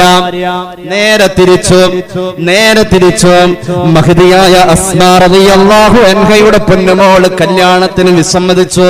ഇമാം ഗസ്സാലി ഇഹ്യായിൽ രേഖപ്പെടുത്തുന്നു, അസ്മാ റളിയല്ലാഹു അൻഹയുടെ മകളെ ഹബീബിന്റെ മുന്നിൽ കൊണ്ടുവന്നു നബിയോട് പറഞ്ഞു, നബിയേ, അങ്ങ് പറഞ്ഞാൽ അവൾ കല്യാണത്തിന് സമ്മതിക്കും. റസൂലുള്ളാഹിയുടെ കാലത്തുണ്ട് അങ്ങനെ പെൺകുട്ടികൾ കല്യാണത്തിന് വിസമ്മതിക്കാം. അതല്ലേ? അപ്പൊ ഞങ്ങളുടെ കുടുംബത്തിൽ ഇന്നാളൊരു കല്യാണം അങ്ങനെ ഉണ്ടായി അല്ലേ? എന്റെ കുടുംബത്തിലല്ല കേട്ടോ. പെൺകുട്ടി എന്ത് ചെയ്താ കല്യാണത്തിന് സമ്മതിക്കൂല. എന്താ? അത് വേറെ വല്ല കാരണമായിരിക്കും. ഇതല്ല. ഈ കാരണം കേട്ടു നോക്കൂ. ഈ പെൺകുട്ടി പറയാണ്, നബിയെ, ഞാൻ കല്യാണത്തിന് സമ്മതിക്കൂല. എന്തുകൊണ്ട്? എന്റെ വാപ്പയോ ഉമ്മയോ ഇന്ന് വരെ ഒരു ഭർത്താവിനോട് എങ്ങനെ പെരുമാറണം എന്നത് പഠിപ്പിച്ചിട്ടില്ല. അതുകൊണ്ട് എനിക്ക് പേടിയാ, ഞാൻ കല്യാണത്തിന് സമ്മതിക്കൂല. ഫഖാല നബിയു സല്ലല്ലാഹു അലൈഹി വസല്ലം അൻ ലോ സാലത്ത് മുൻഖറാ, നിന്റെ ഭർത്താവിന്റെ തരിമൂക്ക് പൊട്ടി ഒലിച്ചു, രക്തമായിരുന്നു, പിന്നീട് അത് വെള്ളമൊലിച്ചു, പിന്നീട് ചലമായി, പിന്നീട് ചീൻചലമായി, ദുർഗന്ധം വമിക്കുന്ന തരിമൂക്ക് പൊട്ടി ഒലിച്ച അവസ്ഥ ഭർത്താവിന്. പ്രിയപ്പെട്ട ഭാര്യ എന്ത് ചെയ്തു? പെണ്ണ് ഭർത്താവിനോട് ചെയ്യേണ്ട കടപ്പാട് പറഞ്ഞു കൊടുക്കുന്നു. ഒരു ഉദാഹരണത്തിലൂടെ അവളുടെ നെഞ്ചിലേക്ക് ഭർത്താവിനെ ചാരിയിരുത്തി ഒരു തുണിക്കഷ്ണം കൊണ്ട് ഒലിച്ചിറങ്ങുന്ന ചെലവും ചീഞ്ചലവും അവൾ തുടച്ചു വൃത്തിയാക്കി. ഇനിയും അത് ഒലിച്ചിറങ്ങിക്കൊണ്ടിരിക്കുന്നുവെങ്കിൽ അവൾ അവളുടെ നാവ് കൊണ്ട് നക്കി തുടച്ച് വൃത്തിയാക്കിയാലും മാ അദ്ദത്ത് ഹഖ്ഖഹു, അവനോടുള്ള കടപ്പാട് പെണ്ണെ നീ നിർവഹിച്ച് പൂർത്തീകരിച്ചിട്ടില്ല. സയ്യിദുനാ റസൂലുള്ളാഹി, ഇതാണ് ഇസ്ലാം പഠിപ്പിച്ച ജീവിതത്തിന്റെ ഉത്തരവാദിത്വം, അമാനത്ത്. എവിടെയെല്ലാം ഇത് നിർവഹിക്കപ്പെടുന്നു? മക്കളുണ്ടല്ലോ, എവിടെയാ നമ്മൾ ഇത് നിർവഹിക്കാം? മക്കളോടുള്ള ഉത്തരവാദിത്വം എങ്ങനെ? ഹബീബായ നബി തങ്ങൾ പഠിപ്പിച്ചല്ലോ. ഉമർ ഇബ്നുൽ ഖത്താബ് റളിയല്ലാഹു അൻഹുവിന്റെ മേശപ്പുറത്തേക്ക് ഒരു പരാതി വരികയാണ്. മകൻ വാപ്പ മോനെ പേര് വിളിക്കുമ്പോ ചീറി എടുക്കുന്നു. അങ്ങനെ ഉണ്ടല്ലോ ചില പിള്ളേര്. ഒരു 16 വയസ്സൊക്കെ എത്തിക്കഴിഞ്ഞാൽ ഈ സാധനത്തിന് പേര് വിളിക്കാൻ വലിയ പേടിയാ. മോനെ സൈദൂട്ടി എന്ന് വിളി വിളിച്ചു കഴിഞ്ഞിട്ടുണ്ടെങ്കിൽ റിയാസെന്ന് വിളിച്ച എന്റെ പൊന്നെ ഒരു പൊട്ടിത്തെറി, വിഷു എന്ന് തോന്നിപ്പോ ഒരു വിളി കേൾക്കല. അത് വാപ്പ വിളിച്ചാലും വല്യാപ്പ വിളിച്ചാലും ആ വിളി കേൾക്കലും ഞങ്ങൾ വരാന്നേ എന്ന് പറഞ്ഞിട്ട് ഒരു പൊട്ടിത്തെറിക്കുന്ന ഒരു 16 വയസ്സിന്റെ ഒരു പ്രായം ഉണ്ടല്ലോ. ആ കോലത്തിൽ ഒരു കുട്ടിയുടെ പരാതി ഉമർ ഇബ്നുൽ ഖത്താബിന്റെ മേശപ്പുറത്തേക്ക് വന്നു. സയ്യിദുനാ ഉമർ ഇബ്നുൽ ഖത്താബ് റളിയല്ലാഹു അൻഹു ആ പ്രശ്നം പരിഹരിക്കുന്ന നേരത്ത് പിതാവിനെ വിളിച്ചുകൊണ്ട് വിസ്തരിച്ചു. ആദ്യം കുട്ടിയോട് ചോദിച്ചു, മോനെ നിന്റെ പേരെന്ത്? കരിവണ്ട് എന്ന അർത്ഥമുള്ള ഒരു അറബി പദം കുട്ടി പേരായി പറഞ്ഞു. എന്റെ വാപ്പ എനിക്ക് ഇട്ടിരിക്കുന്ന പേര് ഈ പേരാ. എന്താ പേര്? കരിവണ്ട്. പിന്നെ വിളിച്ച ചീറും.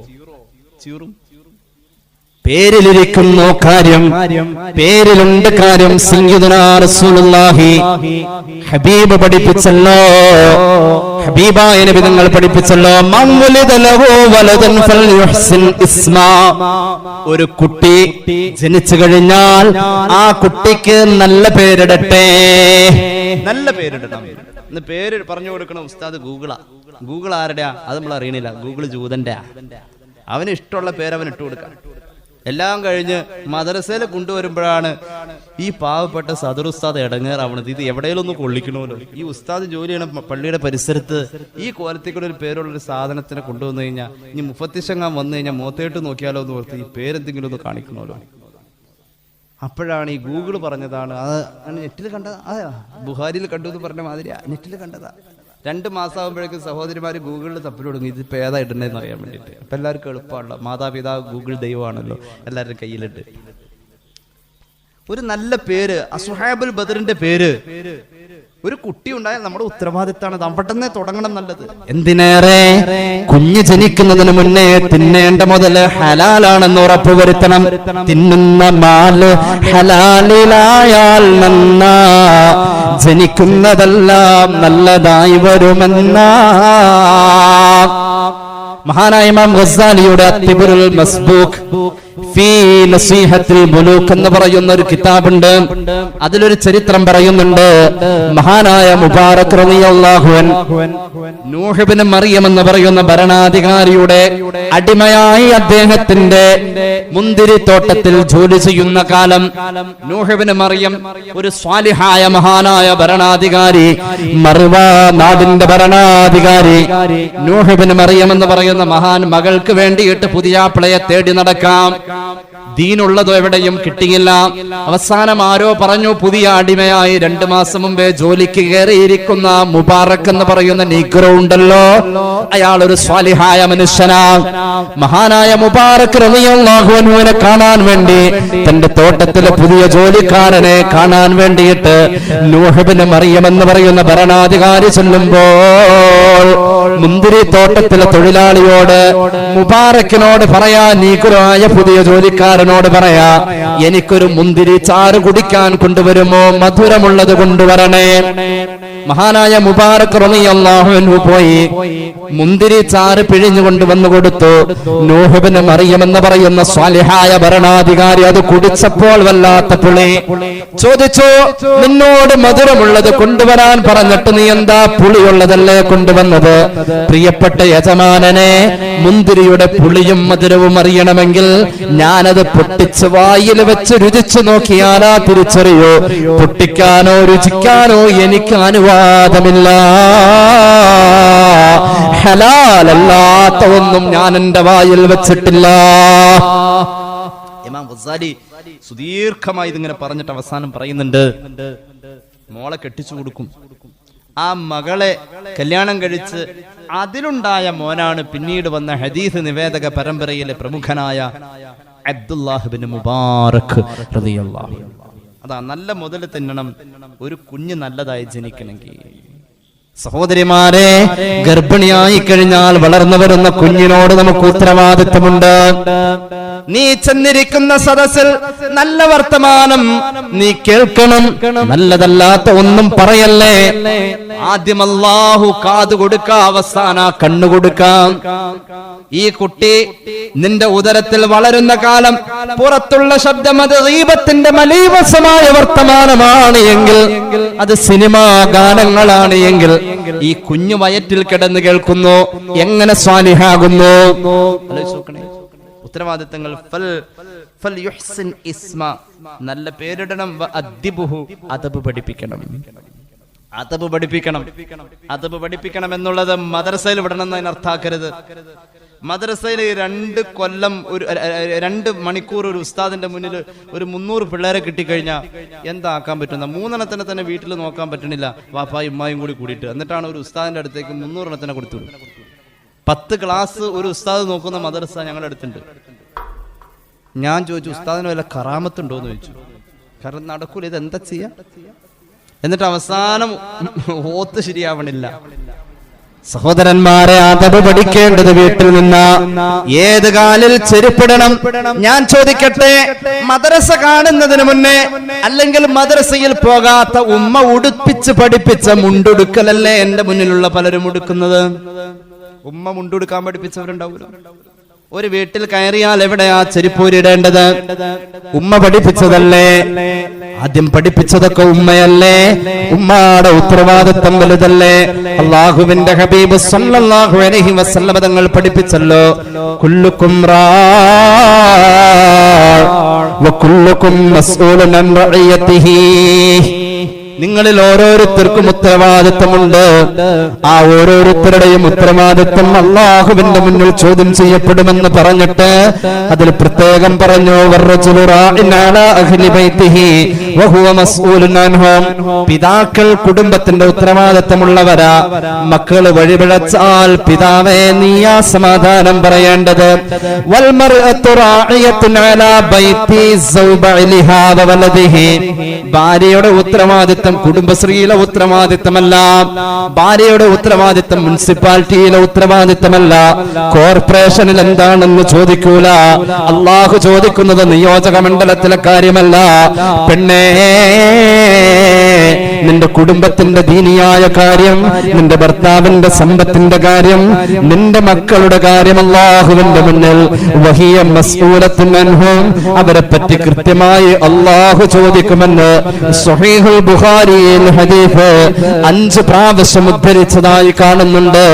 സയ്യിദുനാ റസൂലുള്ളാഹി അതുകൊണ്ട് ജീവിതത്തിൽ ഉത്തരവാദിത്ത ബോധമെന്ന ഒരു വലിയ തത്വമില്ലാതെ പോയിരിക്കുകയാ. നിങ്ങൾക്കറിയുമോ, ഇത് ദീനിന്റെ കാതലായ കാര്യമായി ഉത്തരവാദിത്ത ബോധം. ഒരാളോട് 5 മണി പറഞ്ഞാൽ 5 മണിക്ക് ഞാൻ വരാം, നീ ഒരുങ്ങി നിന്നോ എന്ന് ഭാര്യയോട് ഭർത്താവ് പറഞ്ഞാൽ സാധിക്കുമെങ്കിൽ ആ 5 മണി പറയാവൂ. ഒരു 6 മണി പറഞ്ഞു, 4:45 എത്തിയാലും കുഴപ്പമില്ല. 5 പറഞ്ഞ 5-നെത്തണം. അതിൽ പൊരുത്തപ്പെടിക്കണം. ലോകാവസാനത്തിന്റെ അടയാള ഉത്തരവാദിത്ത ബോധമുള്ള ആളുകൾ. ഉത്തരവാദിത്ത ബോധം എന്ന് പറഞ്ഞാൽ അതിന്റെ അറബി അമാനത്ത്. എന്നാൽ നിങ്ങൾ ചിന്തിക്കൂ, നമുക്കുള്ള ദീനീ ബോധത്തിൽ ആദ്യം നഷ്ടപ്പെടുന്നതും ഉത്തരവാദിത്ത ബോധം. ഉത്തരവാദിത്ത ബോധം ദീനാണ്. ഉത്തരവാദിത്ത ബോധം ദീനാണ്. മഹാനായ ഇമാം തബറാനി അവിടുത്തെ അൽ മുഅ്ജമുൽ കബീറിൽ ഉദ്ധരിക്കുന്ന ഹദീസിൽ കാണാം, അൻ ശദ്ദാദ് ഇബ്നു മഅഖൽ ഖാല അബ്ദുല്ലാഹ് ഇബ്നു മസ്ഊദ് അൻ റസൂലുള്ളാഹി സ്വല്ലല്ലാഹു അലൈഹി വസല്ലം അവ്വലു മാ തഫ്ഖിദൂന മിൻ ദീനികുമുൽ അമാനാ. നിങ്ങളുടെ ദീനീ ബോധത്തിൽ നിങ്ങൾക്ക് ആദ്യം നഷ്ടപ്പെടുന്നത് പർദയുടെ മക്കന മാറി കളർ ഷാൾ കയറിയെന്നോ, ഷേപ്പുള്ള വസ്ത്രം വന്നുവെന്നോ, പർദ മാറ്റി ചുരിദാറിട്ടുവെന്നോ, ഇതൊന്നുമല്ല ദീനിയായ കാര്യത്തിൽ നിങ്ങൾക്ക് ആദ്യം നഷ്ടപ്പെടുന്നത്. തലമറയ്ക്കാത്ത ആണുങ്ങൾ ഉണ്ടാകുമെന്നതോ അതുമല്ല. ദീനീ ബോധത്തിൽ നിങ്ങൾക്ക് ആദ്യം നഷ്ടപ്പെടുന്നത് ഉത്തരവാദിത്ത ബോധമാണെന്ന് സയ്യിദുനാ റസൂലുള്ളാഹി. അത് ദീനാ. ദീനീബോധം ഒന്നാമത് പറഞ്ഞു. ദീനീബോധത്തിൽ ഒന്നാമത്തെ ദീനീബോധം അത് ഉത്തരവാദിത്ത ബോധമാ. അത് നഷ്ടമാകും. ആദ്യം നമ്മളിൽ നഷ്ടപ്പെടുന്ന ദീന് ഉത്തരവാദിത്ത ബോധമാണ്. അവസാനം വരെ നമ്മളിൽ ഉണ്ടാകുന്നത് നിസ്കാരമാ. വആഖിറു മാ യബ്ഖാ അസ്സലാഹ്. അവസാനം വരെ എന്റെ കൗമ നിലനിർത്തും നിസ്കാരം. അത് അവസാനം വരെ. അത് ഖിയാമത്ത് നാൾ അവിടെ സംഭവിച്ചുകൊണ്ടിരിക്കുന്നു. മുല്ലപ്പെരിയാറൊക്കെ പൊട്ടി ഒരു വൈക്കേക്കടെ ഇങ്ങനെ വരണു, എപ്പോഴും ഇവിടെ നിസ്കരിച്ചുകൊണ്ടിരിക്കുന്നുണ്ടാവും. നിസ്കാരം അവസാനം വരെ ഉണ്ടാവും. പക്ഷേ ആദ്യം നമ്മൾ ഇന്ന് പോകുന്നത് ഉത്തരവാദിത്ത ബോധം. എല്ലാവർക്കും ആളായ മതി എല്ലാ സ്ഥലത്തും. അള്ളാഹു നമുക്ക് നിറവേറ്റാൻ തൗഫീഖ് നൽകട്ടെ. ഉത്തരവാദിത്ത ബോധമില്ലാത്ത ആൾക്ക് ഈമാനില്ല എന്നാ. അവസാന കാലം വരെ എന്റെ സമൂഹത്തിൽ ഉണ്ടാകുന്ന അമല് നിസ്കാരം. എന്റെ സമുദായത്തിൽ ആദ്യം നഷ്ടപ്പെടുന്ന അമല് ഉത്തരവാദിത്ത ബോധം. അത് ഒരു വലിയ അമലാണ്. ഒരു കാരണവരുള്ള വീട്ടിൽ ഉത്തരവാദിത്ത ബോധം മക്കൾക്ക് കൂടുതലുണ്ടാവും. വാപ്പാനെ പേടിയാ. ഏത് വാപ്പ? അങ്ങനത്തെ വാപ്പയായിരിക്കണം. അങ്ങനത്തെ വാപ്പ ഒരു വീട്ടിലുണ്ട്, പേടിയാ. വാപ്പ പോയാ പിന്നെ ഇല്ലല്ല, അല്ലാഹ് ഒക്കെ പോയി. وَلَيُصَلِّيَنَّ قَوْمٌ لَا إِيمَانَ لَهُمْ شَفِيعُنَا رَسُولُ اللَّهِ. ഒരു സമൂഹം ഇവിടെ നിസ്കാരക്കാരായി ഉണ്ടാകും. അവരിൽ ഉത്തരവാദിത്ത ബോധമില്ലാതായത് ലാ ഈമാന ലഹും, അവർക്ക് ഈമാനില്ല. അങ്ങനത്തെ ഒരു കാലമുണ്ടെന്ന് സയ്യിദുനാ റസൂലുള്ളാഹി. അതുകൊണ്ട് നമ്മുടെ ജീവിതത്തിൽ എപ്പോ വേണമെങ്കിലും നഷ്ടപ്പെടാവുന്ന ഒരു വലിയ ഗുണമാണ് ഉത്തരവാദിത്ത ബോധം. ഹബീബായ നബി തങ്ങൾ പഠിപ്പിക്കുകയാണ്, ഒരു മനുഷ്യൻ ഉറങ്ങി എഴുന്നേൽക്കുമ്പോൾ അവനിൽ പലതും നഷ്ടപ്പെടുന്ന പോലെ, പല വേദനകളും അവൻ മറക്കുന്ന പോലെ, യനാമുർ റജുലുൻ നൗമത ഫതുഖ്ബലുൽ അമാനതു മിൻ ഖബ്ലിഹി. ഉറങ്ങി എഴുന്നേറ്റാൽ അവൻ പലതും മറക്കുന്ന പോലെ എളുപ്പത്തിൽ അവനിൽ നിന്നും നഷ്ടപ്പെടാവുന്ന ഗുണമാണ് ഉത്തരവാദിത്ത ബോധമെന്ന് സയ്യിദുനാ റസൂലുള്ളാഹി. നിലനിർത്താൻ അല്ലാഹു ഭാഗ്യം നൽകട്ടെ. അല്ലാഹുവേ, നീ തൗഫീഖ് നൽകണേ തമ്പുരാനെ. നമ്മുടെ മക്കളോട് ഉത്തരവാദിത്ത ബോധമുണ്ട്. നിങ്ങൾക്കറിയുമോ, ലഹരി ഉപയോഗിക്കുന്നതിനെ കുറിച്ച് വയന്ന് പറയണ്ട. അപകടകരമായി നമ്മുടെ മക്കളിലേക്ക് കടന്നു വരുന്ന ഒന്ന് നിരീശ്വരവാദമാണ്. അല്ലാ എന്ന വിശ്വാസം നമ്മുടെ മക്കളിലില്ല. പരിശോധിച്ചിട്ടുണ്ടോ?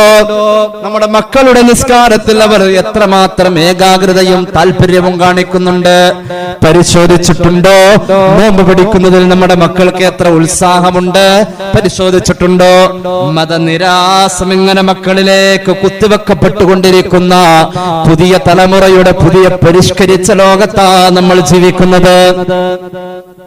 മതനിരാസം ഇങ്ങനെ പടർന്നു പിടിക്കാൻ നമുക്ക് ഉത്തരവാദിത്തമില്ലേ? നമ്മുടെ മക്കളോട് ഉത്തരവാദിത്തമല്ലേ? ഈ ലോകത്ത് ഒരു പെണ്ണിന് മഹത്വമുണ്ടെന്ന് പഠിപ്പിച്ചത് അള്ളാഹുവിന്റെ ദീന. പെണ്ണിന് മഹത്വമുണ്ടെന്ന് പഠിപ്പിച്ചത് അള്ളാഹുവിന്റെ ദീന. ലോകത്തൊരു പെണ്ണിനെ അള്ളാഹുവിന്റെ ദീൻ പരിചയപ്പെടുത്തിയത് ഭാര്യാ പദവിയിലുള്ള പെണ്ണിനെയാ. ആദ്യത്തെ പെണ്ണ് ഭാര്യാ പദവിയിലാ വന്നിട്ടുള്ളത്, മകളായല്ല, ഉമ്മയായല്ല, ഭാര്യാ പദവിയിലാ. പ്രിയപ്പെട്ട നമ്മുടെ ഉമ്മ സയ്യിദത്തുനാ വ ഉമ്മുനാ ഹവ്വാ റളിയല്ലാഹു അൻഹാ ഭാര്യാ പദവിയാ. അവളോടുള്ള ആദ്യത്തെ ബന്ധം ഭാര്യാ ഭർത്തൃ ബന്ധമാണ്. അവളുടെ സൃഷ്ടിപ്പ് പോലും അത്ഭുതമാ. പെണ്ണ് അതവുള്ളവളാവണേ. ഭർത്താവ് ആവശ്യപ്പെടാതെ അവരെ ബഹുമാനിക്കണേ. നിന്റെ ലോകം മുഴുവനും അവിടെയാ. ഒരു പുരുഷനെ സംബന്ധിച്ചിടത്തോളം അവന്റെ ഹിദായത്തിൽ നിർണായകമാ അവന്റെ ഉമ്മ. ഉമ്മ വളർത്തുന്ന പ്രായം കഴിഞ്ഞാൽ പിന്നെ ഒരാൾ നന്നാവുന്നത് പലരും പറഞ്ഞിട്ടുണ്ട്. എന്റെ ഭാര്യ എന്റെ ജീവിതത്തിലേക്ക് കടന്നു വന്ന ശേഷമാ ഉസ്താദേ എനിക്ക് നിസ്കാരം തന്നെ ഉണ്ടായിട്ടുള്ളത്. നല്ല നല്ല സഹോദരിമാർ അവരുടെ ഭർത്താക്കന്മാരെ നന്നാക്കിയെടുക്കാറുണ്ട്. ഒരു പെണ്ണിന്റെ ഉത്തരവാദിത്തമാ. ഒരു പെണ്ണ് ഒരു ഭർത്താവിന് ഏറ്റവും നല്ല ഭാര്യയാണ്, ഏറ്റവും നല്ല കൂട്ടുകാരിയാ, ഏറ്റവും നല്ല ബന്ധമാ, ഏറ്റവും നല്ല സുഹൃത്താ. ഒരു ഡോക്ടറാ. അവനൊന്ന് വിറച്ച് പനിച്ചു വന്നാൽ നെറ്റിത്തടത്തിൽ ടെമ്പറേച്ചർ നോക്കിയാൽ എന്റെ ഭർത്താവിന്റെ ചൂടറിയാൻ എനിക്കേ കഴിയോ. എന്റെ ഭർത്താവിന്റെ അലർജിയുടെ സ്വഭാവം എനിക്കേ അറിയൂ. എന്റെ ഇക്കാക്ക് തലവേദന വരുമല്ലോ, 9 മണി കഴിഞ്ഞ് ഭക്ഷണം കഴിച്ചാൽ ഗ്യാസിന്റെ പ്രശ്നമുണ്ടല്ലോ. ഒരു പെണ്ണിനറിയാം ഭർത്താവിന്റെ ഡോക്ടർ ഭാര്യയാണ്. മാത്രവുമല്ല കൊഞ്ചിയും കുഴഞ്ഞും പുന്നാരം കാണിക്കുമ്പോൾ ഭർത്താവിന്റെ പുന്നാരമോളാ ഭാര്യ. എല്ലാം ഭാര്യയാണ്. എല്ലാ നിലക്കും സമാധാനം. ഭാര്യയെ കണ്ടാൽ സന്തോഷം കിട്ടണം ഒരു ഭാര്യയിലൂടെ ഭർത്താവിന്. ഇതൊരു നല്ല പെണ്ണിന്റെ ലക്ഷണമാണെന്ന് മുഹമ്മദ് മുസ്തഫ. ഏറ്റവും നല്ല പെണ്ണാരാ നബിയെ? അയ്യുന്നിസാഇ അഫ്ളൽ. ഏറ്റവും നല്ല പെണ്ണാരാ നബിയെ? ഏറ്റവും നല്ല പെണ്ണ് അല്ലത്തി തസ്റു ഇദാ നളറ ഇലൈഹാ. നീ ഒന്ന് നോക്കിയാൽ നിന്റെ കണ്ണിന് ചന്തം പകരുന്ന പെണ്ണ്. നീ ഒന്ന് നോക്കിയാൽ നിന്റെ കണ്ണിന് സന്തോഷം തരുന്ന പെണ്ണ്. വേറൊന്ന് നോക്കാൻ നിന്റെ കണ്ണ് ആഗ്രഹിക്കൂല. ഇതെങ്ങനെയാ അവിടെ പെണ്ണുങ്ങള്? ഒരു 12:45 ചാള നന്നാക്കിയിട്ടൊരു വരവുണ്ട്. സുബ്ഹാനല്ലാഹ്. ആ സമയത്തെങ്ങാനും ഒരുമാതിരി ബോധമില്ലാത്ത ഭർത്താവാണ് ചിലപ്പോ തലാക്കും ചൊല്ലിക്കളയും. അല്ലേ? ഈ പെണ്ണുങ്ങൾക്കൊരു സ്വഭാവം ഉണ്ട്, അവർ മരിച്ച് കിടന്ന് പണിയെടുക്കും. എന്തിനിങ്ങനെ പടയിക്കണേ? എന്നിട്ടോ ലൊഹറും അസറും കൂടിയിട്ട് ഫിഖ്ഹിലില്ലാത്തൊരു മസല അവർ ചെയ്യും. നമ്മൾ ജമ്മും കസറാക്കാറുണ്ട് അല്ലേ? ഇത് ലൊഹറും അസറും കൂടി ഇങ്ങനെ കൊണ്ടുവന്നിട്ട് ജാമാക്കും. ലൊഹറിലേക്ക് അസർ അങ്ങോട്ട് ജാമാക്കി ഒട്ടിച്ചു വയ്ക്കും. അങ്ങനെ ഒരു 3:45 വാങ്ങ് വിളിക്കണേ. എല്ലാവർക്കും പള്ളിയുടെ എവിടെ ആയിരിക്കും? ആകുങ്കരയിലാണ് മൈക്കിന്റെ തൊട്ടാണ് പഠിച്ചപ്പോ വാങ്ങ് വിളിക്കണേ. സമയം നോക്കൂലല്ലോ ഈ പടപ്പുകള്. ഭാര്യമാര് സമയം നോക്കണ പരിപാടിയേ ഇല്ല. അവർക്ക് അതിനുള്ള നേരമില്ല. അവർക്ക് ഒന്നിനും നേരം. അവരിങ്ങനെ തിരക്ക് പിടിച്ച് അലക്ഷ്യമായി പണിയെടുക്കും. ഒരു വീട്ടില് ഏറ്റവും അവസാനം പെരുന്നാളിന് ഭക്ഷണം കഴിക്കണ ആരാ? ഒന്ന് പറയും. അലക്ഷ്യമായി പണിയെടുക്കും. ടൈം വേണം.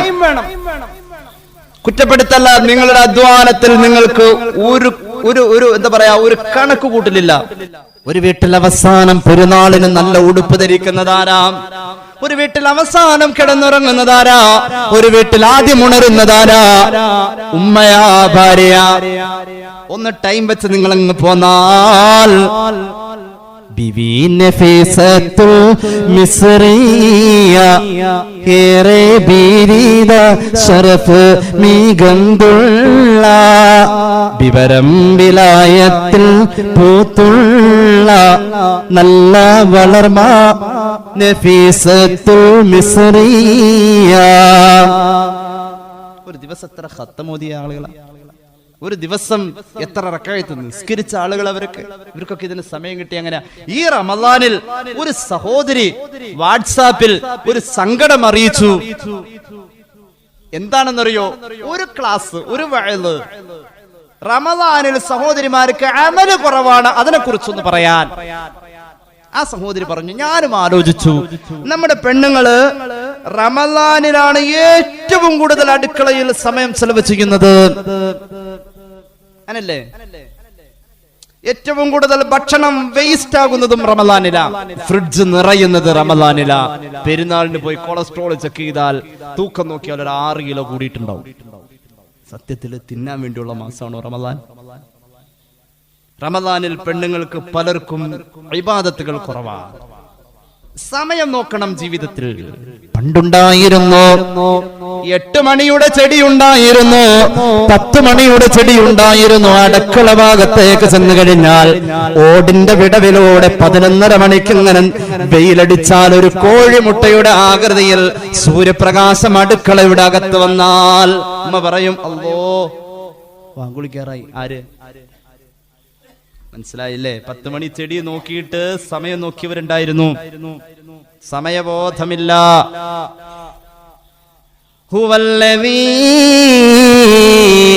ജഅല الشمس ضياء والقمر نورا وقدره منازل لتعلموا عدد السنين والحساب. സൂര്യനെയും ചന്ദ്രനെയും അല്ലാഹു പടച്ചു. എന്തിനു വേണ്ടി? ഈ നിഴൽ സംവിധാനത്തെ അല്ലാഹു വെച്ചു. എന്തിനു വേണ്ടി?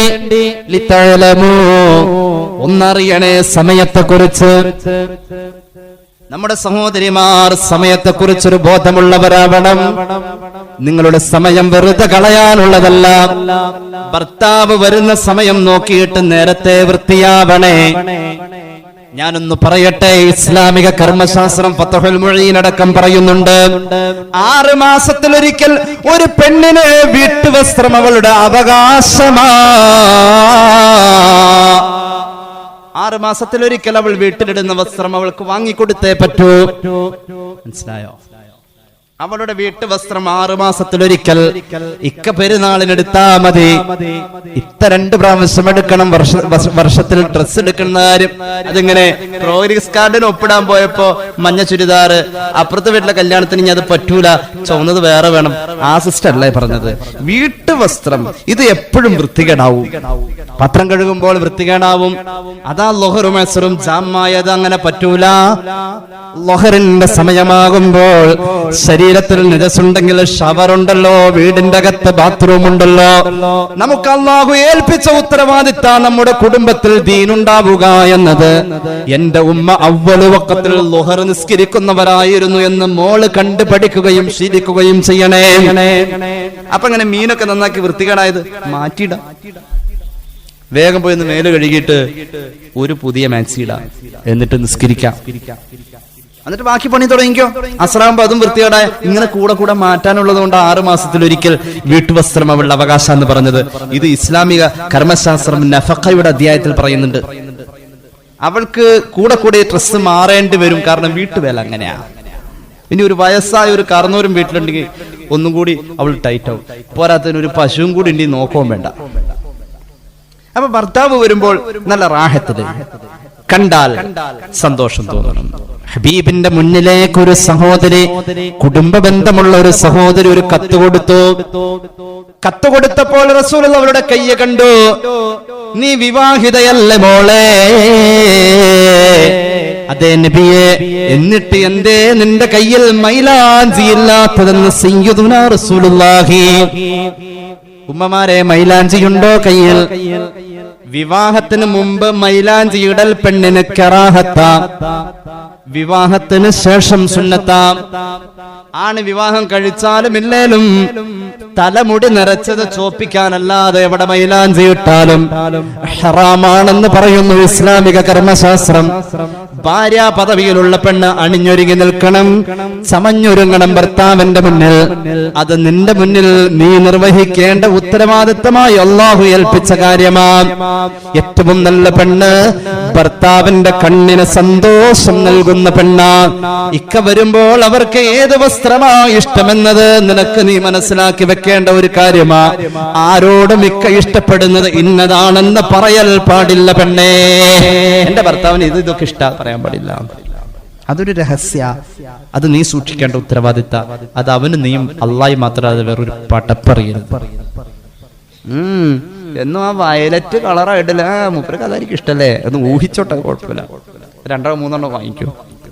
അതുപോലെ തന്നെ ഉണ്ട് ചില ആണുങ്ങൾ, ഇവർക്ക് ഇതൊന്നും ബാധകല്ല. അവനെങ്ങനെ നിന്നിട്ട് കരസേനാ മേധാവിയുടെ മാതിരി ഒരു കസേര ഇട്ട് അവിടെ ഇരുന്നിട്ട് അങ്ങനെ ഓർഡർ ചെയ്ത് മാത്രമേ ഉള്ളൂ. ഇതൊന്നും മൂപ്പർക്ക് ബാധകല്ല. ആ പഴയ കീറിയ ടീഷർട്ടൊക്കെ വാരിയിട്ട് കത്തിച്ചു എന്നിട്ട് നല്ലത് ഇടിക്കും. മീശൊക്കെ ഇങ്ങനെ ഇറങ്ങിയിട്ട് ഒരു ഗ്ലാസ് ചായ ഒക്കെ കുടിച്ചു കഴിഞ്ഞാൽ ഇവിടെ ഇങ്ങനെ ഈ പുഴയുടെ അരിയത്ത് മരത്തിന്റെ വേരല് പ്ലാസ്റ്റിക്കിന്റെ കൂട് തടഞ്ഞു വെക്കണം, അതിലായിരിക്കും ഒരു ഗ്ലാസ് പാൽ ചായ കുടിച്ച ഈ കാക്കാട് മീശയുടെ തുമ്പത്തിരിക്കുന്നത്. അതൊക്കെ ഉറങ്ങിക്കിടക്കുമ്പോൾ വെട്ടിക്കളയാം. ഒന്ന് മെനക്കും വൃത്തിക്കും നടത്താം. തലമുടിയിലൊക്കെ കുറച്ച് എണ്ണയൊക്കെ തേപ്പിച്ചിട്ട് മനുഷ്യന്മാരുടെ അടുത്തേക്ക് ആ തേച്ച ഡ്രസ്സൊക്കെ ഇട്ട് എന്തൊക്കെ ലിനനിട്ട് അങ്ങോട്ട് പോട്ടെ, പെണ്ണങ്ങോട്ട് തീരുമാനിച്ച എങ്ങനെയാവും, നന്നാവും. കുറച്ച് നാളെ ജീവിക്കുള്ളൂ. ഒന്ന് വൃത്തിക്ക് നടക്കാൻ പറയുക അല്ലേ. ഞാൻ മറ്റുള്ള സ്വകാര്യ ഭാഗങ്ങളൊന്നും പറയുന്നില്ല. ആണുങ്ങൾക്ക് വൃത്തിയാവുക എന്നുള്ളത് അവരുടെ അജണ്ടയെ പെട്ടതല്ല. അവരാകെ കല്യാണത്തിന് പോകുമ്പോൾ മാത്രം ഷൂ അടിക്കും, വേണമെങ്കിൽ ഒന്ന് ഷേവ് ചെയ്യും ചെയ്യും, അത്രേ ഉള്ളൂ. പെണ്ണുങ്ങൾ മാത്രമല്ല വൃത്തിയാവേണ്ടത്, ആണുങ്ങൾ. ഇത് നമ്മുടെ ഹക്കാണ്, ഭാര്യയോടുള്ള ഹക്കാണത്. 40 ദിവസത്തിൽ ഏറാൻ പാടില്ല. സ്വഹീഹ് മുസ്ലിം രേഖപ്പെടുത്തുന്നു, അള്ളാഹുവിന്റെ ഹബീബ് മീശ വെട്ടാത്ത സ്വഹാബിക്ക് 40 ദിവസത്തിലപ്പുറമാവല്ലേ എന്ന കർശന ഭാഷയിൽ നിലകൊണ്ടിരുന്നു. കക്ഷരോമം നീക്കാൻ, ഗുഹ്യരോമം നീക്കാൻ 40 ദിവസത്തിനപ്പുറം പോവാൻ പാടില്ലാതെ കർശനമായിരുന്നു. എല്ലാ വെള്ളിയാഴ്ചയിലും അത് സുന്നത്തായിരുന്നു. ഇപ്പോഴും അങ്ങനെ തന്നെയാണ്. അതുകൊണ്ട് ആണുങ്ങൾ വൃത്തിയായി നടക്കണം. നല്ല വേഷം, നല്ല വാച്ച്, നല്ല മൊബൈൽ, നല്ല സദസ്സ്, നല്ല വസ്ത്രം, ഇത് ഭാര്യമാരും ശ്രദ്ധിക്കണം. നല്ലോണം നടക്കണം. ഇന്നല്ലാഹ യുഹിബ്ബു അൻ യറാ അസ്റ നിഅമിഹി അലാ അബ്ദിഹി മുഹമ്മദ് മുസ്തഫ. സ്വലാത്തിന് വോൾട്ടേജ് പോരാ, മുഹമ്മദ് മുസ്തഫ ഹബീബായ നബി തങ്ങൾ പഠിപ്പിച്ചിട്ടുണ്ട്. അല്ലാഹു അവന്റെ അടിമയിൽ അല്ല ചെയ്ത അനുഗ്രഹത്തിന്റെ അസർ കാണാൻ, അടയാളം കാണാൻ അല്ലാഹു ഇഷ്ടപ്പെടുന്നു എന്ന് സയ്യിദുനാ റസൂലുള്ളാഹി. അല്ലാഹു ഇഷ്ടപ്പെടുന്നുണ്ട്, അല്ലാഹു ഇഷ്ടപ്പെടുന്നുണ്ട്. നമുക്ക് അല്ലാഹു തന്ന നിഅമത്തുകൾ നമ്മുടെ ശരീരത്തിൽ ഉണ്ടാവട്ടെ. നല്ല വസ്ത്രം ധരിച്ചോളൂ. കുടുംബത്തിലെ പെണ്ണേ, ഭർത്താവിന് നീ കണ്ണിന് കുളിർമയേകുന്ന പെണ്ണാവണേ. വമിൻ ആയാതിഹി അൻ ഖലഖ ലകും മിൻ അൻഫുസികും അസ്വാജൻ ലിതസ്കുനൂ ഇലൈഹാ. എന്തിനാ നമുക്ക് ഭാര്യ, എന്തിനാ നമുക്ക് ഭർത്താവ്? നമ്മുടെ ശരീരത്തിന്റെ അംശമാ, നമ്മുടെ ശരീരം തന്നെയാ ഭാര്യയുടെ ശരീരത്തിന്റെ ഒരു ഭാഗം, അല്ലെങ്കിൽ അതിന്റെ പരിപൂർണ ഭാഗം ഭർത്താവാ. നീ അവിടെ നിന്ന് ഇങ്ങു വന്ന അതിന്റെ അംശമാ, അവള് നിന്റെ ശരീരത്തിന്റെ അംശമാ. നിന്റെ ഏത് സങ്കടത്തിനും അവളുടെ മുഖത്തൊന്ന് നോക്കിയാൽ ആ സങ്കടം തീരണേ. നിന്റെ ഏതൊരു സങ്കടവും അവന്റെ മുഖത്ത് നോക്കിയാൽ അതൊന്ന് തീരണേ. ഒരു പെണ്ണിനെ സംബന്ധിച്ചിടത്തോളം ഈ ഭൂമിയിലെ ഏറ്റവും വലിയ സന്തോഷം, എല്ലാത്തിനും പോന്ന ഒരു ആണ് അവളുടെ പിന്നിലുണ്ട് എന്നതാ. ഒരു പെണ്ണിന്റെ ഏറ്റവും വലിയ ധൈര്യം അതാണ്. അതുകൊണ്ടാണ് സുഫിയാൻ സൗരി റഹ്മത്തുള്ളാഹി അലൈഹിയുടെ സദസ്സിൽ വെച്ച് ഈ ലോകത്തെ ഏറ്റവും വലിയ ദുരന്തം എന്തെന്ന് ചോദിച്ചപ്പോ യൗവനം നിലനിൽക്കെ ഒരു ഭാര്യ വിധവയാവലാണെന്ന് മഹാനായ സുഫിയാൻ സൗരി റളിയല്ലാഹു അൻഹു അദ്ദേഹത്തിന്റെ അനുയായികളോട് പഠിപ്പിച്ചു. അല്ലാഹു കാത്തുരക്ഷിക്കട്ടെ. എന്തിനും പോന്ന ഒരുത്തൻ കൂടെ ഉണ്ട് എങ്കിൽ ഒരു പെണ്ണിന് ഈ ഭൂമിയിൽ കിട്ടുന്ന ഏറ്റവും വലിയ സൗഭാഗ്യമതാണ്. ദുനിയാവിന്റെ ഏറ്റവും വലിയ വിഭവം ദീനീ ബോധമുള്ള ഒരു ഭാര്യയാ. അത് വല്ലാത്ത ഒരു പദവിയാ. ജീവിതത്തിൽ ഏത് സ്വാതന്ത്ര്യവും പ്രകടിപ്പിക്കാൻ അവകാശം അവിടെയില്ല. നിനക്കങ്ങനെ ഒരു തോന്നലുണ്ട്, നീ എത്ര വട്ടം വാപ്പാക്ക് വിളിച്ചാലും അവൾ നിന്ന് കേട്ടു നിൽക്കുമെന്ന്. അങ്ങനെ ഒരു സ്വാതന്ത്ര്യം അല്ലാഹു നിന്നെ ഏൽപ്പിച്ചിട്ടില്ല. എന്ത് ചീത്തയും അവളോട് പറയാൻ പാടില്ല. ഈ ലോകത്തെ ഏറ്റവും നിലവാരത്തിൽ ഒരാള് മറ്റൊരാളോട് വർത്തമാനം പറയേണ്ടത് കസ്റ്റമർ കെയറിൽ നിന്ന് നമ്മൾ വിളിക്കുമ്പോൾ അവർ വർത്തമാനം പറഞ്ഞ് കേട്ടിട്ടുണ്ടാവും. നമ്മുടെ ഓർമ്മ ജീവിച്ച് മരിക്കണവർ അവർ അങ്ങനെ പറയണെന്ന്. കുറച്ച് കഴിയുമ്പോൾ മൈക്കൊക്കെ മാറ്റി കഴിഞ്ഞാൽ ചിലപ്പോൾ കസ്റ്റമർ കെയറിലെ ഉദ്യോഗസ്ഥനും ചോദിക്കും, ഏനാ അവളെ കൂട്ടാനെന്ന് ചോദിക്കും അല്ലേ. സ്റ്റാൻഡേർഡൊക്കെ കൂടെ മാറും ചിലപ്പോൾ. ജീവിതത്തിൽ മരണം വരെ ഏറ്റവും നിലവാരത്തിൽ സംസാരിക്കേണ്ടത് ഭർത്താവ് ഭാര്യയോടാണ്. ഒരു വൃത്തികേടും പറയാൻ പാടില്ല. അതിൽ തന്നെ മാന്യമായ ഭാഷ വേണം. എത്രത്തോളം പരസ്പരം കാണൽ അനുവദനീയമായ ഒരിടമായിട്ടും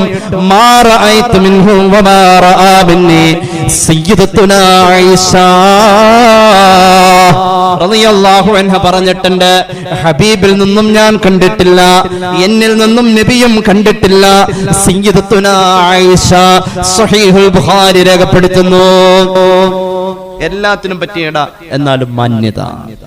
അള്ളാഹുവേ, ജീവിതത്തിന്റെ ഏറ്റവും വലിയ ഉത്തരവാദിത്ത ഭാര്യ. ഇനി അവിടെ നിങ്ങൾ കടന്നാൽ ഇവള് കുടുംബിനിയാ, മക്കള്.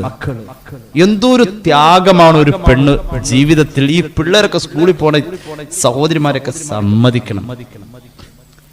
അവരെങ്ങനെ രാവിലെ ഒരെണ്ണം 4ാം ക്ലാസ്സിൽ, ഒരെണ്ണം 7ാം ക്ലാസ്സിൽ, പിന്നെ ഒരെണ്ണം നഴ്സറി പോകണം, ഒരെണ്ണം ഉറക്കത്തിൽ നിന്ന് എണീറ്റിട്ടില്ല. ഒരു 4 പിള്ളേരുള്ള വീട്ടിലേക്ക് കാലത്തെ കയറി ചെന്നുള്ള ഹാലെന്തായിരിക്കും? വേറൊന്നുമില്ല, മൂപ്പര മുൻവശത്തിരുന്ന് പത്രം വായിക്കണ്ടാവും, ചിലപ്പോൾ വീഡിയോ വലിക്കണ്ടാവും.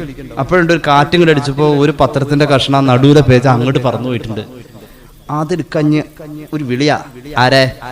കക്ഷത്തിലെ ചട്ടകം, ഇവിടെ വാട്ടർ ബാഗ്, മറ്റേ ടെക്സ്റ്റ് ബുക്ക് ഇപ്പുറത്തെ കയ്യിൽ. ഇനി പിന്നെ വേറെന്തോ കടിച്ചും പിടിച്ചിട്ടുണ്ട്. ആര്?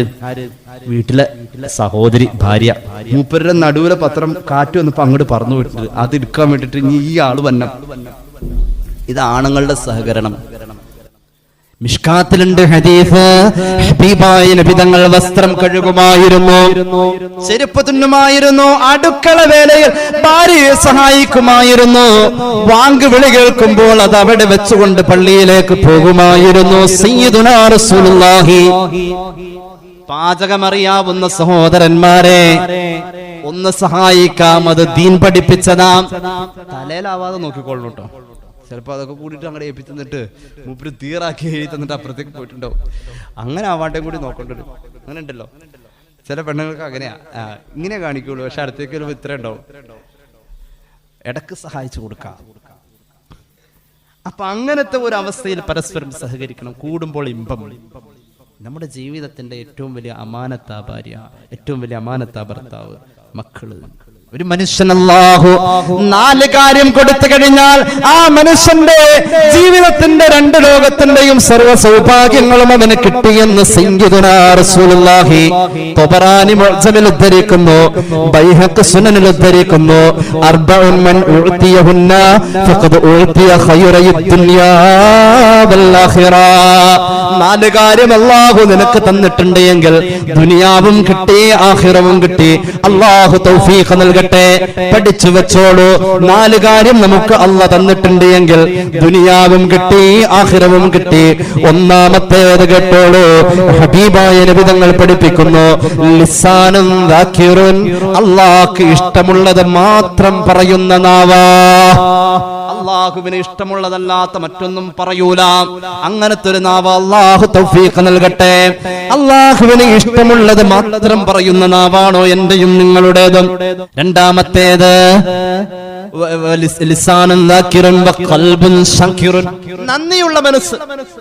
എല്ലാവരോടും ഒരു നന്ദിയുണ്ട്, ഒരു നന്ദി. അങ്ങനെ ഒരു സ്വഭാവം ഉണ്ടല്ലോ, അതുണ്ടാവണം. ഇല്ലെങ്കിൽ നന്ദി ഇല്ലാത്തവൻ ഈമാൻ ഇല്ലാത്തവനാണെന്ന് മുഹമ്മദ് റസൂൽ സ്വല്ലല്ലാഹു അലൈഹി വസല്ലം.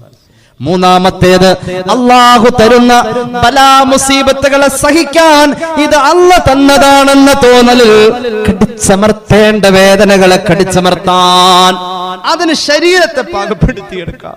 അല്ലാഹുവേ, മഹാന്മാരായ സ്വഹാബത്തിൽ പലർക്കും പല്ല് വേദന വന്നിട്ട് 30 വർഷത്തോളം കൊണ്ട് നടന്ന് ആരെയും അറിയിക്കാത്ത സ്വഹാബിയുണ്ട്. സഅദ് ബിൻ അബീ വഖാസ് റളിയല്ലാഹു അൻഹുവിന്റെ കണ്ണിന്റെ കാഴ്ച പോയിട്ട് എത്രയോ വർഷങ്ങളോളം ആരും തിരിച്ചറിഞ്ഞതേയില്ല. ക്യാൻസർ വന്ന് വേദന തിന്നുമ്പോഴും മഹാനായ അത്തിപ്പറ്റ ഉസ്താദ് ചിരിച്ചു കാണിച്ചല്ലോ. വേദന തിന്നാൻ ശീലമുള്ള ഒരു ശരീരം. സഹോദരിമാർ ആ കാര്യത്തിൽ വല്ലാതെ പരിശീലിച്ചവരാ. എത്ര പ്രാവശ്യം അവർ അടുക്കളയിൽ വെച്ച് കൈ മുറിയുന്നത് ആരും അതറിയുന്നില്ല. വല്ലപ്പോഴൊക്കെ അങ്ങനെ പിടിച്ചു നോക്കണം, കൈ മുറിഞ്ഞുണ്ടോന്ന്. മനസ്സിലായ? ഭർത്താക്കന്മാർ നോക്കണം കൈ മുറിഞ്ഞോ ഇല്ലെന്നുള്ളത്. പഴയ കാലത്ത് ഉമ്മമാരുടെ കൈ മുറിയലും പൊള്ളലും ഒക്കെ ഉണ്ടാവും. അതിങ്ങനെ പാറമടയിൽ ഓടുന്ന ടിപ്പറാകുമ്പോ കുറച്ച് സ്ക്രാച്ച് വന്ന ഡ്രൈവർ നോക്കാറില്ല. എന്നാ പോരാ, നല്ലോണം പണിയെടുക്കണം ഉമ്മമാർക്ക് ഇതൊന്നും വിഷയമല്ല. ഞാൻ ഇന്നാള് എന്റെ വീട്ടിൽ ചെന്നപ്പോൾ ഉമ്മയുടെ കൈ മുറിഞ്ഞിരിക്കുക, ഇവിടെ പൊള്ളിയിരിക്കുക. പഴയ ആളുകളാവുമ്പോൾ അതൊന്നും ഒരു വിഷയമല്ല. കാരണം അവർ പരിശീലിച്ചു. ബദനുൻ അലൽ ബലാഇ സാബിറുൻ. ഈ പറഞ്ഞ ഗുണം അവർക്കുണ്ട്. വിഷമം വരുമ്പോൾ സഹിക്കാനുള്ള ഒരു ക്ഷമയുള്ള ശരീരം. ആണുങ്ങളുടെ കാര്യം ചർച്ചയേ അല്ല. വെള്ളിയാഴ്ച നഖം വെട്ടാൻ നൈൽ കട്ടർ കണ്ടില്ല, അപ്പോഴാണ്ട് ഒരു പഴയ ബ്ലേഡ് അതൊന്നും അങ്ങോട്ട് ചിത്തിയപ്പോ ലേശം അങ്ങോട്ട് കയറി ഇത്തിരി ചോര വന്നു.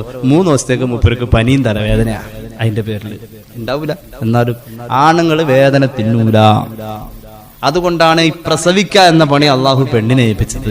ആണ് വേദന തിന്നൂല, പെണ്ണ് വേദന തിന്നും, പെണ്ണ് സഹിക്കും, ക്ഷമിക്കും.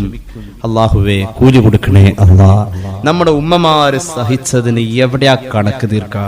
ഒരിടത്തും ആ കണക്ക് തീരൂല. നമ്മുടെ ഭാര്യ നമ്മുടെ വീട്ടിൽ കിടന്ന് എങ്ങനെയാടോ കൈ പൊക്കി അവളുടെ നേരെ ചെല്ലാൻ നമുക്ക് തോന്നാം. നമ്മുടെ വീട്ടിൽ ഓടിക്കളിക്കുന്ന പൂമ്പാറ്റകളെ പ്രസവിക്കാൻ നേരത്ത് നമ്മൾ അറിയാത്തൊരു വേദന അവള് തിന്നിട്ടുണ്ട്. ആ കടപ്പാട് എവിടെ തീർക്ക? എങ്ങനെ അവളുടെ മുഖത്ത് നോക്കിയിട്ട് വാപ്പാക്ക് വിളിക്ക? നിന്റെ വാപ്പയെ സംരക്ഷിക്കേണ്ടത് അവളല്ലേ? അവള് ത്വലാഖ് ചൊല്ലി നിന്റെ വീട്ടിൽ നിന്ന് പോയാലും ഏതെങ്കിലും ഒരു ഹോസ്പിറ്റലിൽ നിന്റെ വാപ്പയെ കൊണ്ടുവന്നത് കണ്ടപ്പോ അവശതയിൽ തളർന്നിരിക്കുന്ന വാപ്പയെ നീ മുമ്പ് ത്വലാഖ് ചൊല്ലി ഒഴിവാക്കിയ ഭാര്യ അന്ന് അവിടെ വന്നിട്ടുണ്ടെങ്കിൽ അവൾക്ക് അവിടെ വെച്ചും ഈ വാപ്പയെ വാപ്പ എന്ന നിലയിൽ പരിചരിക്കാം. തൊട്ടാൽ ഒന്നും മുറിയില്ല. ആ ഒരു സൗകര്യം പോലും ഇസ്ലാം വെച്ചിരിക്കാം. എങ്ങനെയും പെണ്ണിനെ സംരക്ഷിക്കുക എന്ന ഉത്തരവാദിത്തം ആണുങ്ങളിൽ. ഇന്ന് ഒരു മഹലിന്റെ ഹിസ്റ്ററി, നിക്കാഹിന്റെ ഹിസ്റ്ററി എടുത്തു നോക്കിയാൽ വിവാഹം പോലെ തന്നെ വിവാഹമോചനം അറിയില്ല. എന്ത് പറയണം, എങ്ങനെ പെരുമാറണം, ആർക്കും അങ്ങും ഇങ്ങും അറിയാത്ത ഒരു കാലം. പെണ്ണിനെ ആദരിക്കുക എന്നത് ഒരു മനുഷ്യന്റെ ഏറ്റവും നല്ല ക്വാളിറ്റി. മുഹമ്മദ് റസൂൽ സല്ലല്ലാഹു അലൈഹി വസല്ലം നിങ്ങളിൽ ഏറ്റവും നല്ല സ്വഭാവക്കാരൻ, അഹ്സനുഹും ഖുലുഖാ അഹ്സനുഹും ഇലാ അഹ്ലിഹി, നിങ്ങളിലെ ഏറ്റവും നല്ലവൻ ഭാര്യക്ക് നല്ലവനാവല എന്ന് സയ്യിദുനാ റസൂലുള്ളാഹി. ഹദീസിന് മഫ്ഹൂമ മഅനയുണ്ടാവാം. ഭാര്യ ഏറ്റവും നല്ല ഭാര്യയാവേണ്ടത് ഭർത്താവിന് നല്ലവളാകുമ്പോഴാ. അല്ലാഹു തൗഫീഖ് നൽകട്ടെ. അങ്ങനെയുള്ള ഒരു സുഹൃത ബാന്ധവത്തിന്റെ ഇടയിൽ ഇനി ചാറ്റിങ്ങിലോ അല്ലാതെയോ ഒരു ഇബ്ലീസ് വരൂല. അല്ലാഹു ആ ബന്ധങ്ങളിൽ ബറക്കത്ത് ചെയ്യും. അല്ലാഹു തൗഫീഖ് നൽകട്ടെ. ഒരു മനുഷ്യന്റെ ദുനിയാവും ആഖിറവും രക്ഷപ്പെടാനുള്ള 4ാമത്തെ കാര്യം നല്ലൊരു ഇണം. അസാന്നിധ്യത്തിൽ മിസ് കോളിന്റെ പിന്നാലെ പോകാത്ത ഭർത്താവ്, അസാന്നിധ്യത്തിൽ ഭർത്താവിനെ വഞ്ചിക്കാത്ത ഭാര്യ. വസൗജത്തുൻ ലാ തബ്ഗി ഖൗലൻ ഫീ മാലിഹി വലാ ഫീ ജസദിഹാ. അസാന്നിധ്യത്തിൽ ഭർത്താവിനെ വഞ്ചിക്കാത്ത ഭാര്യ, ഭാര്യയെ വഞ്ചിക്കാത്ത ഭർത്താവ്. നമുക്കുണ്ടോ? ദുനിയാവും ആഖിറവും രക്ഷപ്പെട്ടു എന്ന് സയ്യിദുനാ റസൂലുള്ളാഹി. സ്വർഗത്തിന്റെ വിഭവമായി അവിടെ ഇവള് വരുമെന്ന് സയ്യിദുനാ റസൂലുള്ളാഹി. ഒരു മയ്യത്ത് കൊണ്ടുവന്ന് വെച്ച് കഴിഞ്ഞാൽ പിന്നെ ദുആ ചെയ്യുമല്ലോ, വസൗജൻ ഖൈറൻ മിൻ സൗജിഹി. അല്ലാഹുവേ, കൂടെ ജീവിച്ച ഈ ജീവിത പങ്കാളിയെ ഖൈറായി തന്നെ അവിടെ കൊടുക്കണേ. ഈ ദുആ പറയുമ്പോൾ ഷെർവാനി വിശദീകരിക്കുന്നുണ്ട്, ഈ ഭാര്യ തന്നെയാ അവിടെയും കിട്ടാം. ചിലർക്ക് വയതിന് വരണ്ടെന്ന് തോന്നുന്നുണ്ടാവും. കാരണം ഇവിടെ നിന്ന് കണ്ണടച്ചിട്ട് വേണം അവിടെ പോയി ഉറങ്ങാൻ. കിടക്കപ്പുറത്ത് ഈ കല്യാണം കഴിഞ്ഞ അന്ന് മുതൽക്ക് ഈ സാധനത്തിനെ കൊണ്ട് കിട്ടിയിട്ടില്ല. ഇനി അവിടെ സ്വർഗത്തിൽ ഇത് തന്നെയാണ് ഉസ്താദെ, അത് തന്നെയാ ഖൈറായിട്ട് തരാനാ പറഞ്ഞത്. അപ്പൊ ഇവിടെയുള്ള ആ കുശുമ്പും ആ പ്രശ്നമൊക്കെ മാറ്റിയിട്ടാ പഠിച്ചവൻ അവിടെ കൊണ്ടുവരാം. സോഫ്റ്റ്വെയർ വേറെയാ. ഇവരെ നല്ല രൂപത്തിലെ കൊണ്ടുവരും. ഇമാം ഖുർത്തുബി സൂറത്തുൽ വാഖിഅയുടെ വ്യാഖ്യാനം പറയുന്നിടത്ത് ഇമാം സാവി പറയുന്നുണ്ട്, ഖുർത്തുബി പറയുന്നുണ്ട്, അവരൊക്കെ പറയുന്നുണ്ട്. അതുപോലെ സൂറത്തുർ റഹ്മാനിന്റെ വ്യാഖ്യാനം പറയുന്നിടത്തൊക്കെ പറയുന്നുണ്ട്. ഇവരിങ്ങനെ നല്ല രൂപത്തിലൊക്കെ അവിടെ വരുമല്ലോ. ഇമാം സാമി പറയുന്നുണ്ട് 70,000 ഇരട്ടി സൗന്ദര്യ ഇവർക്ക് സ്വർഗത്തിൽ വരുമ്പോ ആരേക്കാൾ? ഹൂറിലിനേക്കാൾ. കാരണം എന്താ? ഹൂറിലീൻ അല്ലെ സ്വർഗത്തിൽ കടക്കാൻ പറ്റൂല. ഹൂറിലീൻ സ്വർഗത്തിൽ സ്വസ്ഥായിട്ട് കഴിയണമെങ്കിൽ ഇവർക്ക് സൗന്ദര്യം കൂടുതൽ വേണം. ഹൂറിലീൻ അങ്ങോട്ട് നടക്കുമ്പോ കാലിന്റെ പാദസ്വരത്തിന്റെ ശബ്ദം, ചിൽച്ചിൽ ശബ്ദം, സുബ്ഹാനല്ലാഹ് മുഹമ്മദ് മുസ്തഫ. അപ്പൊ നമ്മുടെ ഇവിടുന്ന് പോയത്തങ്ങനെ നോക്കും, ആ കാലിൽ പാദസരത്തിന്റെ കിലുക്കും, സുബ്ഹാനല്ലാഹ്. കൈ ഇങ്ങനെ കാണിച്ചപ്പോ വളകിരുങ്ങി. അൽഹംദുലില്ലാ എന്ന ശബ്ദം മുഹമ്മദ് മുസ്തഫ സ്വല്ലല്ലാഹു അലൈഹി വസല്ലം. അപ്പോഴുണ്ട് നടന്നു പോകുമ്പോ ചെരുപ്പടിക്കുന്ന ശബ്ദം തഹ്ലീലിന്റെ ശബ്ദ, ലാ ഇലാഹ ഇല്ലല്ലാഹ്. ഹബീബായ നബി തങ്ങൾ പറയാ. അപ്പൊ ഇവിടെ പെണ്ണിങ്ങനെ നോക്കി ക്ഷമ കെട്ടു. ഈ ഹൈറായിട്ട് ഈ സാധനം അവിടെ വരുമ്പോഴും എന്താ കോലം നോക്കണേ ചോദിക്കും. നീ നിസ്കരിച്ചോ? മാ സ്വല്ലൈതി, നീ നിസ്കരിച്ചിട്ടില്ലല്ലോ, നീ നോമ്പെടുത്തിട്ടില്ലല്ലോ, എന്നിട്ട് നിന്റെ ഒരു സുബ്ഹാനല്ലാഹ് ചോദ്യം ചെയ്യും. ഈ ഹദീസ് പറയുന്നത് ആയിഷ റളിയല്ലാഹു അൻഹയാ. ഹുർലീനെ ചോദ്യം ചെയ്യുന്നു. അവിടെ പെണ്ണുങ്ങൾക്ക് അവിടെ ചെന്നാലും നിസ്കാരം തന്നെയാ. നിസ്കരിച്ചോ? നീ നോമ്പ് പിടിച്ചോ? ഇല്ല. ഞാനിതൊക്കെ ചെയ്തിട്ട് അവിടെ നിന്ന് ഇവിടെ വന്നത്. 70,000 ഇരട്ടി സൗന്ദര്യത്തിലാ ഈ ഭാര്യ അവിടെ വരാ. അല്ലാഹു തൗഫീഖ് നൽകട്ടെ. സ്വർഗ്ഗത്തിലാണെങ്കിലും നമ്മുടെ ഭാര്യമാർ തന്നെ ആ ജീവിതത്തിന്റെ സന്തോഷം എവിടെയാ? ആ ഭാര്യ പദവിയിൽ ഇരിക്കുമ്പോൾ അവൾ നിർവഹിക്കേണ്ടതും അവളോട് നിർവഹിക്കേണ്ടതും വലിയ വലിയ ഉത്തരവാദിത്തങ്ങൾ. എന്തിന്റെ പേരിലായി മഹത്വം അല്ലാഹു അവർക്ക് നൽകിയതെന്നറിയുമോ? അവർ ത്യാഗിയാ. അവർ എത്ര വേദന തിന്നവരാ. ഒരു നിമിഷം ഒന്ന് ആലോചിക്കൂ. നമ്മൾ കാണുന്നുണ്ട് നമ്മുടെ ഭാര്യ നമ്മുടെ മക്കളെ കൊണ്ട് നടക്കുന്നത്. നമ്മൾ ആലോചിച്ചിട്ടുണ്ടോ? ഇതിലും കഷ്ടപ്പെട്ട ഒരു കാലമുണ്ടായിട്ടുണ്ട്. പല ഉമ്മമാരും അവരുടെ മക്കളോട് പ്രസവ വേദന അനുഭവപ്പെട്ടത് പാടത്ത് കൊയ്തുകൊണ്ടിരിക്കുന്ന നേരത്താണെന്ന് പറയുന്നത് ഞാൻ കേട്ടിട്ടുണ്ട്. അപ്പോഴും ആ 9ാം മാസത്തിന്റെ നിറഞ്ഞ വയറിലും അവർക്ക് ത്യാഗം തന്നെയാ. അങ്ങനത്തെ ഒരു വേദന തിന്ന് അവർ പ്രസവിക്കുന്നു.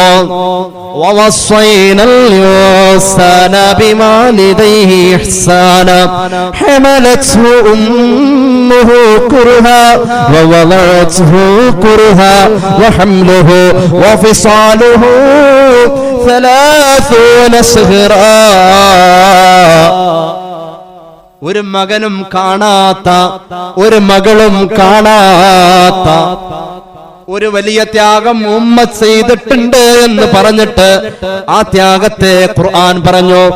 ആയത്ത് തുടങ്ങുന്നത് വാപ്പാക്കും ഉമ്മാക്കും നിങ്ങൾ ഗുണം ചെയ്യണേ എന്ന് പറഞ്ഞുകൊണ്ടാ. എന്നിട്ട് വാപ്പയെ പറഞ്ഞില്ല, അവിടെ നിർത്തി. പിന്നെ ഉമ്മ ചെയ്ത ത്യാഗം, ഒരു മോനും കാണാത്ത ത്യാഗം, ഒരു മോളും ഓർക്കാത്ത ത്യാഗമാ പിന്നെ ഖുർആൻ പറഞ്ഞത്. ഉമ്മ വയറ്റിലേക്ക് ഗർഭാവസ്ഥയിൽ നിന്നെ ചുമന്നുകൊണ്ട് നടക്കാൻ ഒരുപാട് ത്യാഗം സഹിച്ചു മോനെ മോളെ എന്ന് ഖുർആൻ. 2 കിലോ ഭാരമുള്ള ഒരു പഞ്ചസാര പൊതിഞ്ഞു വെച്ച കിറ്റ് കൊണ്ട് അരമണിക്കൂർ ഒരു സ്ഥലത്തുകൂടെ നമ്മൾ ഇങ്ങനെ നടന്നാൽ, എന്തിനേറെ ഒരു കല്യാണത്തിന് പോയപ്പോൾ 5 കിലോ തൂക്കമുള്ള ഒരു സാധനം നമ്മുടെ കയ്യിൽ തന്നു. നമ്മൾ കല്യാണം കൂടാൻ പോയി, സ്വസ്ഥത കിട്ടുമോ? നമുക്ക് സ്വൈര്യമായി ആ കല്യാണത്തിൽ പങ്കെടുക്കാൻ പറ്റോ? എന്താ കാരണം? കയ്യിൽ പണ്ടാരൊരിക്കുക എത്രയാ? 5 കിലോ. ഇത് താഴെ വെക്കാൻ പറ്റൂല, ഇത് താഴെ വെക്കാൻ പറ്റൂല. അങ്ങനൊരു ഭാരം ചുമന്നുകൊണ്ട് നമ്മൾ നടന്നാൽ ആലോചിച്ചു നോക്കണേ. 2.5 മാസമുള്ള പെണ്ണിന്റെ വയറ് 5 മാസത്തിലെത്തുമ്പോൾ 2 വട്ടം 2.5 മാസത്തിന്റെ ത്യാഗമാ അവൾ അനുഭവിക്കാം. വയറ് നിറഞ്ഞ് ഭക്ഷണം കഴിച്ച ഒരാൾക്ക് എത്ര അസ്വസ്ഥതയാവുന്നു കിടക്കാൻ. വല്ലാത്ത ക്ഷീണമാ. ഞായറാഴ്ച അസറിന് പലരും പള്ളിയിൽ വരുമ്പോ മുഖത്ത് നോക്കുമ്പോ നല്ല ക്ഷീണം തോന്നും. കല്യാണത്തിന് പോയേക്കാറുന്നു, യുദ്ധത്തിന് പോയേക്കാറുന്നു എന്ന് പറഞ്ഞ മാതിരിയാ. ആ കവറിൽ കൊടുക്കണത് ആ ഡെസ്കിന്റെ ചോട്ടിൽ അവൻ തീർത്തിട്ടാ വരുന്നത്. അവസാനത്തെ മടക്കും കൂടി നിവർത്തും വയറിന്റെ, അതിനാഞ്ഞങ്ങോട്ട് പിടിക്കും. എന്നിട്ട് ഒരു 3ാമത്തെ ട്രിപ്പും കൂടി അങ്ങോട്ട് ഇടും. എന്നിട്ട് വയറങ്ങോട്ട് നിറച്ച് ആ വീട്ടുകാരനോടുള്ള ദേഷ്യവും തീർത്തിട്ട് ഒരു പക്ഷേ ആ പല്ലിന്റെ ഇടയും കുത്തി പോണ പോക്ക് കണ്ടാ തോന്നും ഇന്ന് ലോഹർ അസുർ പോക്കാ. കാരണം ഉറക്കത്തിന്റെ ഹാൻഡലപ്പ് മൂപ്പര് പോയിക്കൊണ്ടിരിക്കുന്നത്. എന്നിട്ട് അങ്ങോട്ട് വരും. മുഖം കണ്ടു കഴിഞ്ഞിട്ടുണ്ടെങ്കിൽ വല്ലാത്ത വിഷമം തോന്നുന്നത്, എന്തോ കെന്റി ചാടിയ മാതിരി ഇരിക്കുക. അങ്ങനത്തെ അവസ്ഥയിൽ വയറ് നിറഞ്ഞിട്ട് നമുക്ക് കിടക്കാൻ പറ്റുണ്ടോ? തിന്നിട്ട് വയറിഞ്ഞിട്ട് പറ്റണില്ല. പിന്നെ ഗർഭിണിയുടെ അവസ്ഥ പറയണോ? നമ്മളെ പലപ്പോഴും അവർ വിളിക്കണില്ല ഉറക്കത്തില്.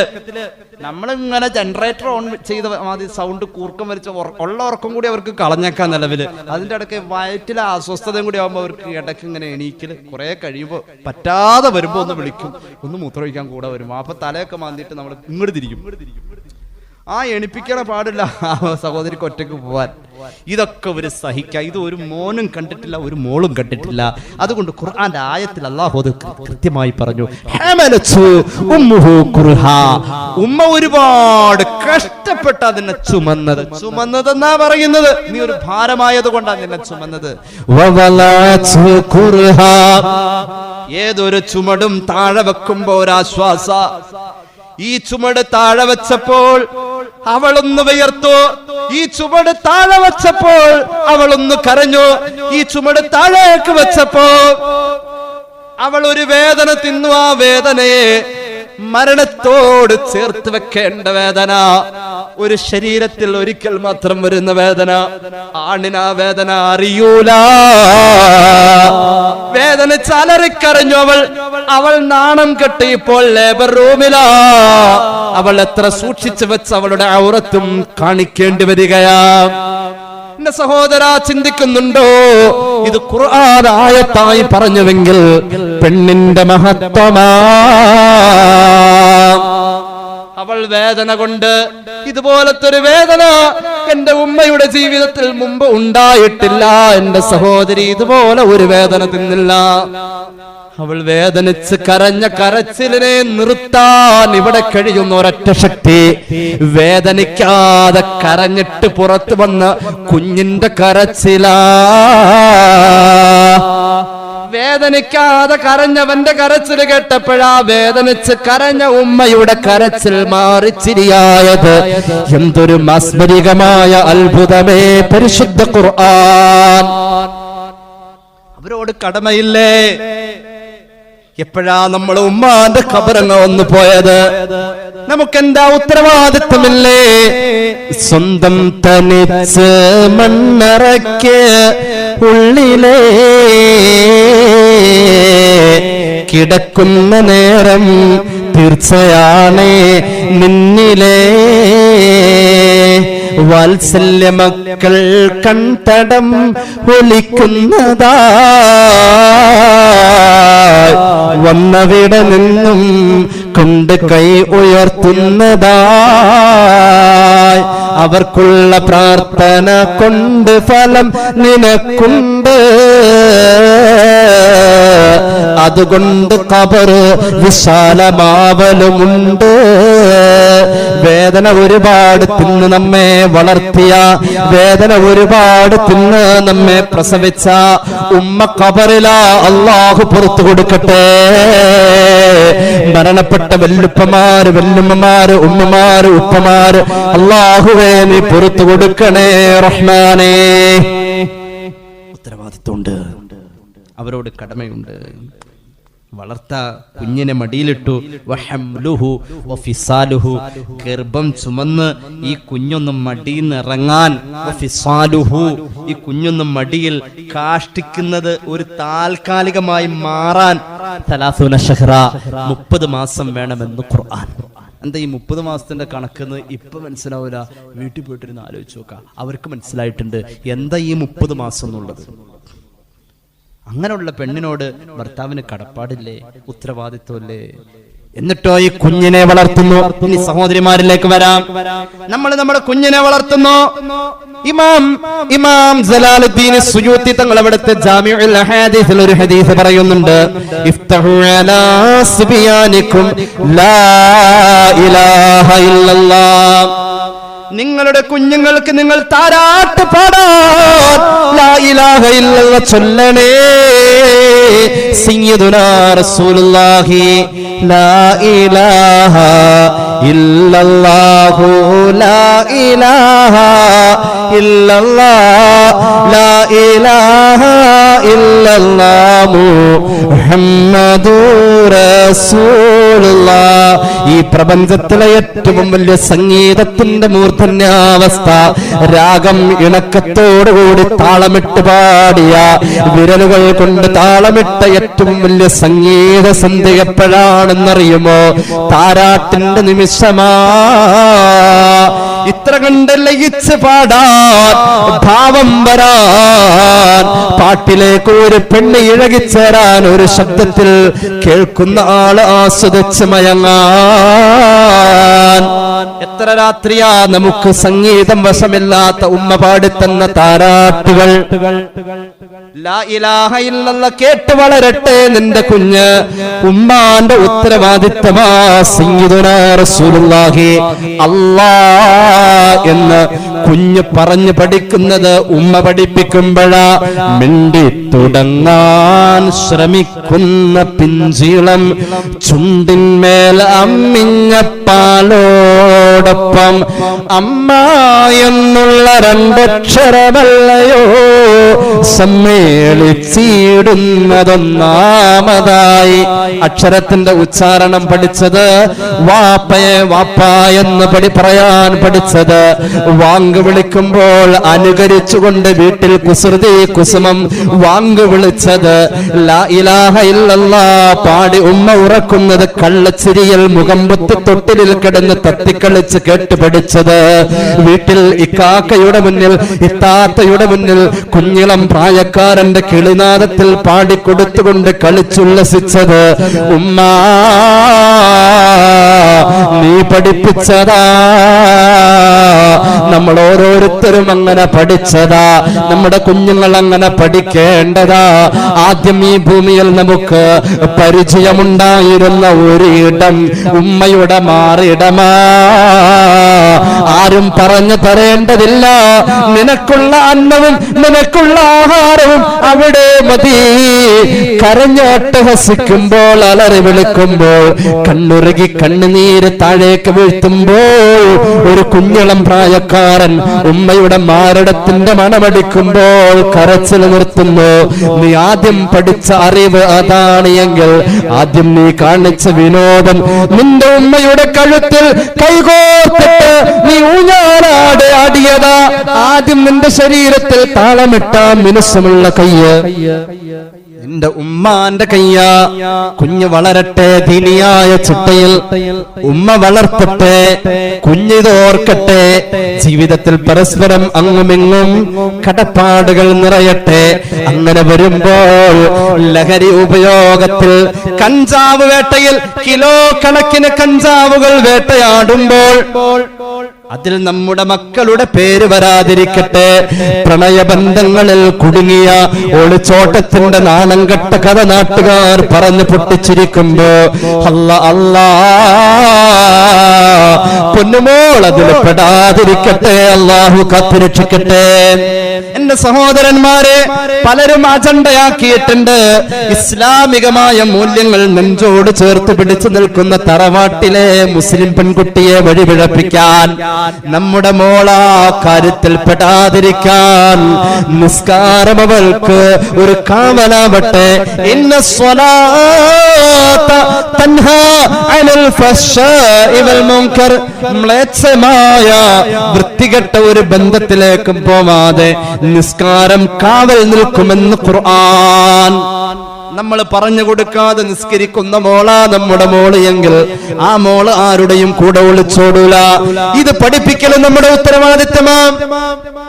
നമ്മൾ പറഞ്ഞു കൊടുക്കാതെ നമ്മുടെ മക്കൾ നിസ്കരിക്കുന്നുവെങ്കിൽ ആ പൊന്നുമോൻ മദ്യപിക്കൂല. മദ്യപിക്കുന്ന മണം കണ്ടാൽ കേട്ടാൽ ശ്വസിച്ചാൽ നമുക്ക് തിരിച്ചറിയാമെങ്കിൽ ഇന്നത്തെ ലഹരി പദാർത്ഥങ്ങൾ അങ്ങനെയല്ല. നാവിലൊന്ന് തൂത്താൽ മതി, എവിടെയും അവർക്ക് സുലഭമായി കിട്ടും, എവിടെയും അവർക്ക് സുലഭമായി കിട്ടും. അഴീക്കോട് മുതൽക്ക് ചാമക്കാല വരെയുള്ള കടൽ തീര പ്രദേശങ്ങളിലൂടെ ഒരു സർവേ നടത്തി. ഈ വിനീതൻ ജോലി ചെയ്യുന്ന മഹലിന്റെ തൊട്ടടുത്ത പോലീസ് സ്റ്റേഷനിലെ പോലീസ് ഓഫീസർമാർ നമ്മോട് പറയുന്നു, ഏറ്റവും കൂടുതൽ കഞ്ചാവ് വിൽക്കപ്പെടുന്ന ഒരു ഭാഗം തീരദേശ പ്രദേശമാണ്. ഞാൻ പഠിച്ചു, 2-3 ആഴ്ചയിൽ അതിനെക്കുറിച്ച് പഠിച്ചു. ഒരു വെള്ളിയാഴ്ചയിൽ പ്രസംഗിച്ചു. അതോടൊപ്പം തന്നെ മഹല്ലിലെ ഉത്തരവാദിത്തപ്പെട്ടവരെ വിളിച്ചിട്ട് ഇതിനൊരു ക്യാമ്പയിൻ നടത്തണമെന്ന നിർദ്ദേശം കൊടുത്തു. പരിസര മഹല്ലുകളിലെ ഖത്തീബുമാരുമായി വാട്സാപ്പിൽ പലതും ചർച്ച ചെയ്തു. പഠിച്ചപ്പോൾ അറിയാൻ കഴിഞ്ഞത് ഉപ്പ ഗൾഫിലാ, ഉമ്മ മാത്രമുള്ളൂ. മക്കളുടെ സൗകര്യത്തിന് റൈസിങ്ങിന് പോവാൻ പറ്റുന്ന ബൈക്ക് വാങ്ങി കൊടുത്തിട്ടുണ്ട്, ഐഫോൺ പോകുന്നുണ്ട്.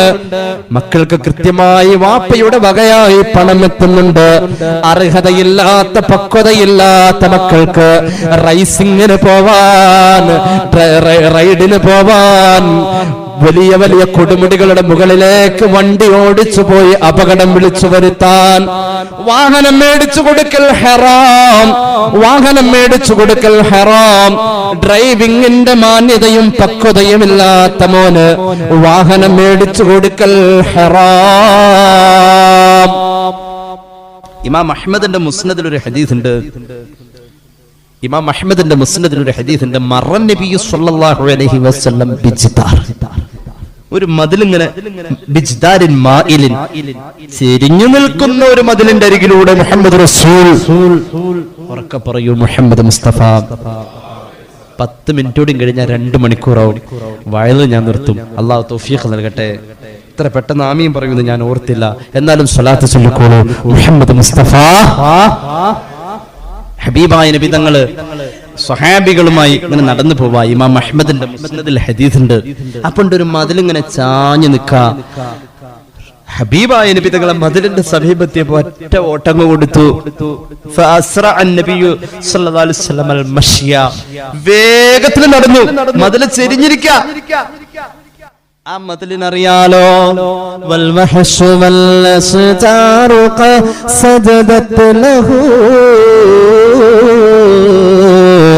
وعليه قسلمنا بعد تشهدي يا رب صل. ഹബീബായ നബി തങ്ങൾക്ക് മതിലിനെ അറിയാതെ റസൂലുള്ളാഹിയാണ്. വീഴൂല മതില്. അല്ലാഹു യഅ്സിമുക മിനന്നാസ് എന്ന ആയത്തിന്റെ വ്യാഖ്യാനത്തിൽ മുഫസ്സിരിങ്ങൾ പറയുന്നുണ്ട്, അങ്ങനെ ഒരു സാധനം റസൂലുള്ളാഹിയുടെ മേത്തേക്ക് വീഴില്ല. ഹബീബിന് അതറിയാം, സ്വഹാബിക്കറിയാം. മതില് ചാഞ്ഞു നിൽക്കുന്ന ഭാഗമെത്തിയപ്പോ റസൂലുള്ളാഹി സ്പീഡിൽ നടന്നു. അപ്പുറം കിടക്കുന്നവരെ സ്വഹാബികളും സ്പീഡിൽ നടന്നു. ആരും ഒന്നും മിണ്ടിയില്ല. നമ്മളാണ് ഇവിടെ 2 അഭിപ്രായം ഉണ്ടാവും.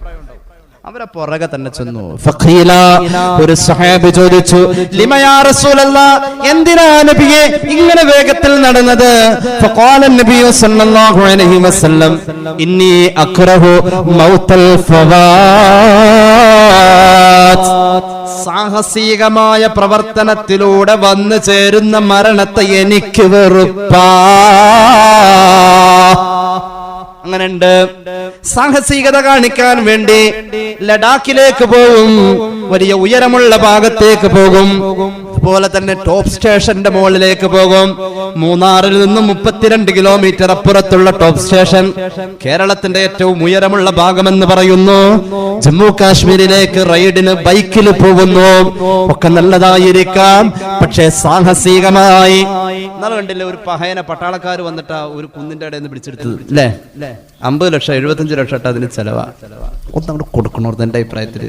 പിടിച്ചു കഴിയുമ്പോ തന്നെ ഒരെണ്ണ ചന്തിക്കിട്ട് കൊടുത്താ പിന്നെ ആ പരിപാടിക്ക് പോവില്ല. ഏതാടാ മറ്റേ മീശ പുലിമല, അങ്ങനെ ഒരു സ്ഥലം ഉണ്ടല്ലോ അല്ലേ? അങ്ങനെ ഒരു സ്ഥലമല്ലേ? ആ സ്ഥലമുണ്ട്. ഇതിന്റെ മുകളിലേക്ക് കയറില്ല. നിലത്തൊന്നും സ്ഥലം എല്ലാവർക്കും ഇതിന്റെ മുകളിലേക്ക് കയറില്ല ഇപ്പൊ പരിപാടി. അതാണ് പുതിയ ട്രെൻഡ്. അതാണ് പുതിയ ട്രെൻഡ്. സാഹസിക യാത്രകൾ. സാഹസികതയിൽ സംഭവിക്കുന്ന മരണം എനിക്ക് വെറുപ്പാ. ആര് പറഞ്ഞു? മുഹമ്മദ് മുസ്തഫ. അപ്പൊ ആ റസൂലുള്ളാഹിക്ക് വെറുപ്പുള്ള മരണത്തിൽ ശഫാഅത്ത് കിട്ടോ ഇല്ലയോ എന്ന് പറയൂ. ഹബീബിന് വെറുപ്പാണെന്ന് പറഞ്ഞ മരണം, അങ്ങനെ മരിക്കുന്നവനെ അങ്ങനെ കലിമ ചൊല്ലാൻ കഴിയും. الشفاعة هب لنا في القيامة مشفقا وقلنا الله يا سيدي خير النبي الله لا إله إلا الله لا إله إلا الله لا إله إلا الله محمد رسول الله. സാഹസികതയിൽ സംഭവിക്കുന്ന മരണം എനിക്ക് വെറുപ്പാണെന്ന് സയ്യിദുനാ റസൂലുള്ളാഹി. ഡ്രൈവിംഗിന്റെ പക്വതയില്ലാത്ത മക്കൾക്ക് വാഹനം കൊടുക്കൽ ഈ ഹദീസിന്റെ പശ്ചാത്തലത്തിൽ നമുക്ക് മനസ്സിലാക്കാം ഹറാം. ഇതൊരു ഉത്തരവാദിത്വ വീഴ്ചയാ. വാപ്പാടെ പേരിലാ കേസെടുക്കാം. ലൈസൻസ് ഇല്ലാത്ത മകൻ വാഹനം ഓടിച്ചാൽ പിഴയും കഠിന തടവും നമ്മുടെ വാപ്പാക്ക് തന്നെയാണെന്ന് സർക്കാർ പോലും പറയുന്നുണ്ട്. എങ്കിൽ വാഹനം ഓടിക്കുന്നവൻ ട്രാഫിക് നിയമങ്ങൾ പാലിക്കൽ മതനിയമമാ. അള്ളാഹു നമുക്ക് തൗഫീഖ് നൽകട്ടെ. സമൂഹത്തിനോടുള്ള ബാധ്യതയാത്, നമ്മുടെ രാജ്യത്തോടുള്ള ബാധ്യതയാ, ട്രാഫിക് നിയമത്തോടുള്ള നമ്മുടെ ഉത്തരവാദിത്തമാ, അമാനത്ത. ജീവിതത്തിന്റെ എല്ലാ മേഖലയിലും ഇതുണ്ട്. ഇങ്ങനെ ഒരു മകനെ വളർത്താൻ, ഉത്തരവാദിത്വ ബോധമുള്ള മകളെ വളർത്താൻ ഈ കാലഘട്ടത്തിൽ വല്ലാത്ത പ്രയാസമാ. നമ്മുടെ മക്കൾക്ക് എന്തുമാത്രം ഉത്തരവാദിത്വ ബോധമുണ്ട്. +2 പഠിക്കുന്ന മകള് ആ പ്രായത്തിൽ നിൽക്കുമ്പോൾ ഉമ്മ പലപ്പോഴും പറഞ്ഞിട്ടുണ്ട്, മോളെ നിന്റെ പ്രായത്തിൽ നമ്മുടെ ഈ കാക്കാനെ ഞാൻ പ്രസവിച്ച് കിടക്കാം. ഈ മോൾക്ക് എന്ത് പക്വതയുണ്ട്. അടുക്കളയിൽ വെച്ച് ഉമ്മയെ കയർത്ത് സംസാരിക്കുന്ന മോളല്ലേ. ലോകാവസാനത്തിന്റെ അടയാളം. ഇങ്ങനെ പക്വതയില്ലാത്ത പെൺമക്കളെ നമ്മൾ വളർത്തുന്നുണ്ട്. ലോകാവസാനത്തിന്റെ അടയാളം അന്തലിദൽ അമത്തു റബ്ബതഹാ, യജമാനത്തിയെ ഒരു അടിമ പെണ്ണ് പ്രസവിക്കാം. ഉമ്മയെ അടിമയെ പോലെ കാണുന്ന പെൺമക്കളുടെ കാലം. ഉത്തരവാദിത്വം ഉമ്മയോടില്ല. ഞാൻ നേരത്തെ എഴുന്നേറ്റാൽ എന്റെ ഉമ്മയെ ഒന്ന് സഹായിക്കാമല്ലോ. അല്ലാഹുവേ, എന്റെ ഉമ്മ കഷ്ടപ്പെടാണല്ലോ, എന്റെ ഉപ്പ കഷ്ടപ്പെടാണല്ലോ. ഈ ബോധം ഒരു മക്കളിലുമില്ല. ഉത്തരവാദിത്വ ബോധമില്ലാതെ വളർന്നു വരികയാ. തൊടുപുഴയിലുണ്ട് ഒരു സഹോദരൻ. അദ്ദേഹത്തിന് ബാങ്ക് അക്കൗണ്ട് ഉണ്ട്, കറണ്ട് അക്കൗണ്ടാ. കൃത്യമായി ഞാനത് പറയുന്നു. അദ്ദേഹത്തിന് ബിസിനസ്, ഒരുപാട് ലക്ഷങ്ങൾ സമ്പാദ്യമുള്ള ആളാ. ആ സഹോദരൻ ഒരു പൊന്നാര മോളുണ്ടായിരുന്നു. ഒറ്റ മോളാ. വളർത്തിയിട്ടുണ്ട്, നന്നായി തന്നെ വളർത്തി. ദീനിയായ പക്വതയുമുണ്ടായി. പക്ഷേ പഠിപ്പിച്ച അധ്യാപകന്റെ കൂടെ തന്നെ പെൺകുട്ടി ഒളിച്ചോടാൻ തീരുമാനിച്ചു. മുസ്ലിമായ അധ്യാപകനാ, പക്ഷെ വാപ്പാക്ക് പൊരുത്തൂല. അവസാനം എല്ലാവരും ഇടപെട്ടു, പൊരുത്തപ്പെട്ടു കൊടുക്കാൻ പറഞ്ഞു. നിക്കാഹ് അയച്ചു കൊടുക്കാം, ഞാൻ കാരണം ഇനി ഒരു ഹറാമ് സംഭവിക്കണ്ട. നിക്കാഹിന്റെ അന്ന് മോളും വന്നു. മോള് കാറിലിരിപ്പുണ്ട്. വാപ്പ നിക്കാഹ് കഴിച്ചു കൊടുത്തു. എന്നിട്ടാ വാപ്പ, ഞാൻ ഈ പറയുന്നത് 100% ദീനീ ബോധം കൊടുത്തിട്ടും പരമാവധി ശ്രദ്ധിച്ചിട്ടും സംഭവിച്ചു പോകുന്ന ചുറ്റുപാടിലാ നമ്മൾ ജീവിക്കുന്നത് എങ്കിൽ മുസ്ലിമായ അധ്യാപകന്റെ കൂടെ മോള് പോയി. ആ സഹോദരന് കുറ്റബോധമുണ്ട്. എവിടെയോ ഒരു വീഴ്ച വന്ന പോലെ പൊന്നുമോളെ നിക്കാഹ് കഴിച്ചു കൊടുത്തിട്ട് വാപ്പ ചെല്ലുകയാ മോളുടെ അടുത്തേക്ക്. മോളെ, 2 കാര്യങ്ങൾ പറയാനാ വാപ്പ നിന്റെ മുന്നിലേക്ക് വരുന്നത്. ഒന്നാമത്തെ കാര്യം ഞാൻ പറയട്ടെ എന്ന് പറഞ്ഞ് അദ്ദേഹം ഒരു ടെക്സ്റ്റൈൽസ് കവറിൽ നിന്നും ഒരു നിസ്കാര കുപ്പായം എടുത്ത് മകളുടെ കയ്യിലേക്ക് കൊടുത്തിട്ട്, മോളെ 10-20 വയസ്സോളം നിന്നെ വളർത്തിയ ഉപ്പയല്ലേ, തിരിച്ചൊന്നും നിന്നോട് ഞാൻ ചോദിക്കുന്നില്ല. മരണം വരെ നീ നിന്റെ നിസ്കാരത്തെ കളയല്ല മോളെ. ഈ ദിവസവും നിന്നോടുള്ള കടമ നിർവഹിക്കാൻ, ആ ഉത്തരവാദിത്വം പറഞ്ഞു തരാൻ, നിനക്ക് വേണ്ടിയിട്ട് ആ ഉപദേശം നിരത്താൻ വാപ്പ ഈ അവസരം ഉപയോഗിക്കുന്നു. ഒന്നാമത്തെ കാര്യം അതാണ്. മോളുടെ കണ്ണിങ്ങനെ ഒലിച്ചിറങ്ങാ. വാപ്പയ്ക്കും സങ്കടം സഹിക്കാവതല്ല. പൊന്നാര മോള ഒരുപാട് വട്ടം പല രാവുകളിലും നെഞ്ചിന്റെ മുകളിൽ കിടത്തിയിട്ട് ഉമ്മ കിടന്നുറങ്ങുമ്പോഴും മോളെ വളർത്താൻ ഉപ്പ ഉറക്കമൊഴിക്കുന്ന പിതൃസ്നേഹം മകളോട് വേറെയാ. പൊന്നുമക്കൾ അങ്ങനെയാ. പ്രത്യേകിച്ച് പെൺകുട്ടിക്ക് വാപ്പയോടാ കൂടുതൽ സ്നേഹം. ഒറ്റമോളോട് രണ്ടാമത് പറയുന്ന ഉപദേശമുണ്ടല്ലോ, ഏതെങ്കിലും ഒരു കാലഘട്ടത്തിൽ വാപ്പ മരിച്ചെന്ന് നീ അറിഞ്ഞാൽ വാപ്പാന്റെ മയ്യത്ത് കാണാൻ വാപ്പ എന്ന അവകാശത്തിൽ നീ എന്റെ വീട്ടിലേക്ക് വരല്ല മോളെ. അത് വാപ്പാക്ക് പൊരുത്തമല്ല.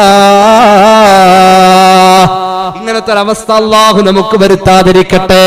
ആ സഹോദരന്റെ നെഞ്ചിൽ കൈവച്ചാലോചിച്ചു, ഈ ഉത്തരവാദിത്വത്തിൽ ഞാൻ എവിടെയോ ഒന്ന് പിഴച്ചിട്ടുണ്ട്, ഞാൻ എവിടെയോ ഒന്ന് അറിയാതെ എന്തോ ഒന്ന് കടന്നു വന്നിട്ടുണ്ട്. അല്ലാഹുവേ, കൂടുതൽ ശ്രദ്ധിച്ച് ദീനീ ബോധം കൊടുത്ത ഒരു കുടുംബത്തിന്റെ ഒരു അവസ്ഥ ഇതാണ് എങ്കിൽ അതൊക്കെ ഒരു പഴഞ്ചനാണെന്ന് പറഞ്ഞു മാറ്റിവെക്കാം. ഇന്ന് ചാടി വരുന്ന പെൺകുട്ടികൾക്ക് വിവാഹവേദി ഒരുക്കാൻ സന്നദ്ധ സംഘടനകൾ ഒരുപാടുണ്ട്. അങ്ങനത്തെ കാലഘട്ടത്തിൽ ജീവിക്കുന്ന നമ്മളിൽ ദീനുണ്ടോ എന്നാൽ നമ്മുടെ മക്കളിൽ അതുണ്ടാകും. വഹൈഫു കാന ദാഇയൻ ഇലല്ലാഹി മഅത്സാഫിഹി ബിൽ അമലി സ്വാലിഹി കാന ഖൗലുഹു മഖ്ബൂലൻ വയുഅസ്സിറു ഫിൽ ഖുലൂബ്. ദീന് പറഞ്ഞു കൊടുക്കാനുള്ള യോഗ്യത അത് ജീവിതത്തിൽ സ്വന്തമുണ്ടാവണമെന്നതാ. ഈ തത്വം നമ്മൾ നമ്മുടെ ജീവിതത്തിൽ എത്ര ഉണ്ട് എന്ന് ചിന്തിച്ചു നോക്കൂ. ലോകത്ത് ഒരുപാട് മക്കൾ നല്ല മക്കളായി പിറന്നത്, ഒരുപാട് നാടുകൾ നല്ല നാടായി മാറിയത്. നെപ്പോളിയന്റെ ഒരു വാക്കുണ്ടല്ലോ, ഒരു പെണ്ണ് തൊട്ടിലാട്ടുന്നത് വലത് കൈകൊണ്ടാണ് എങ്കിൽ ഇടത് കൈകൊണ്ടവൾ സമാധാനം ലോകത്ത് പ്രതീക്ഷയായി നൽകുകയാ. വലത് കൈ കൊണ്ട് തൊട്ടിലാട്ടാണ്, ഇടത് കൈ കൊണ്ട് അവൾ ലോകത്തിനൊരു സമാധാനം വാഗ്ദാനം ചെയ്യാന്നാ പറയുന്നത്. അത്രത്തോളം ഒരു ഉമ്മയിൽ ഒരു നല്ല വിത്തുണ്ടാവും. അല്ലാഹു തൗഫീഖ് നൽകട്ടെ. ഉമ്മ പഠിപ്പിച്ച ഒരുപാട് കാര്യങ്ങൾ. ഉമ്മ പറഞ്ഞു, മോനെ നല്ല ക്ഷീണമുണ്ട്, ഇശ നിസ്കരിച്ചു, നല്ല ക്ഷീണം, ഉറങ്ങിപ്പോവും. ഉമ്മ ഉറങ്ങാൻ പോകുന്ന ഈ സമയത്ത് നല്ല ദാഹമുണ്ട്, ഇനി ഇവിടെ നിന്ന് എണീക്കാൻ വയ്യ മോനെ, മോൻ പോയി ഉമ്മാക്ക് കുറച്ച് വെള്ളം കൊണ്ടുവരോ.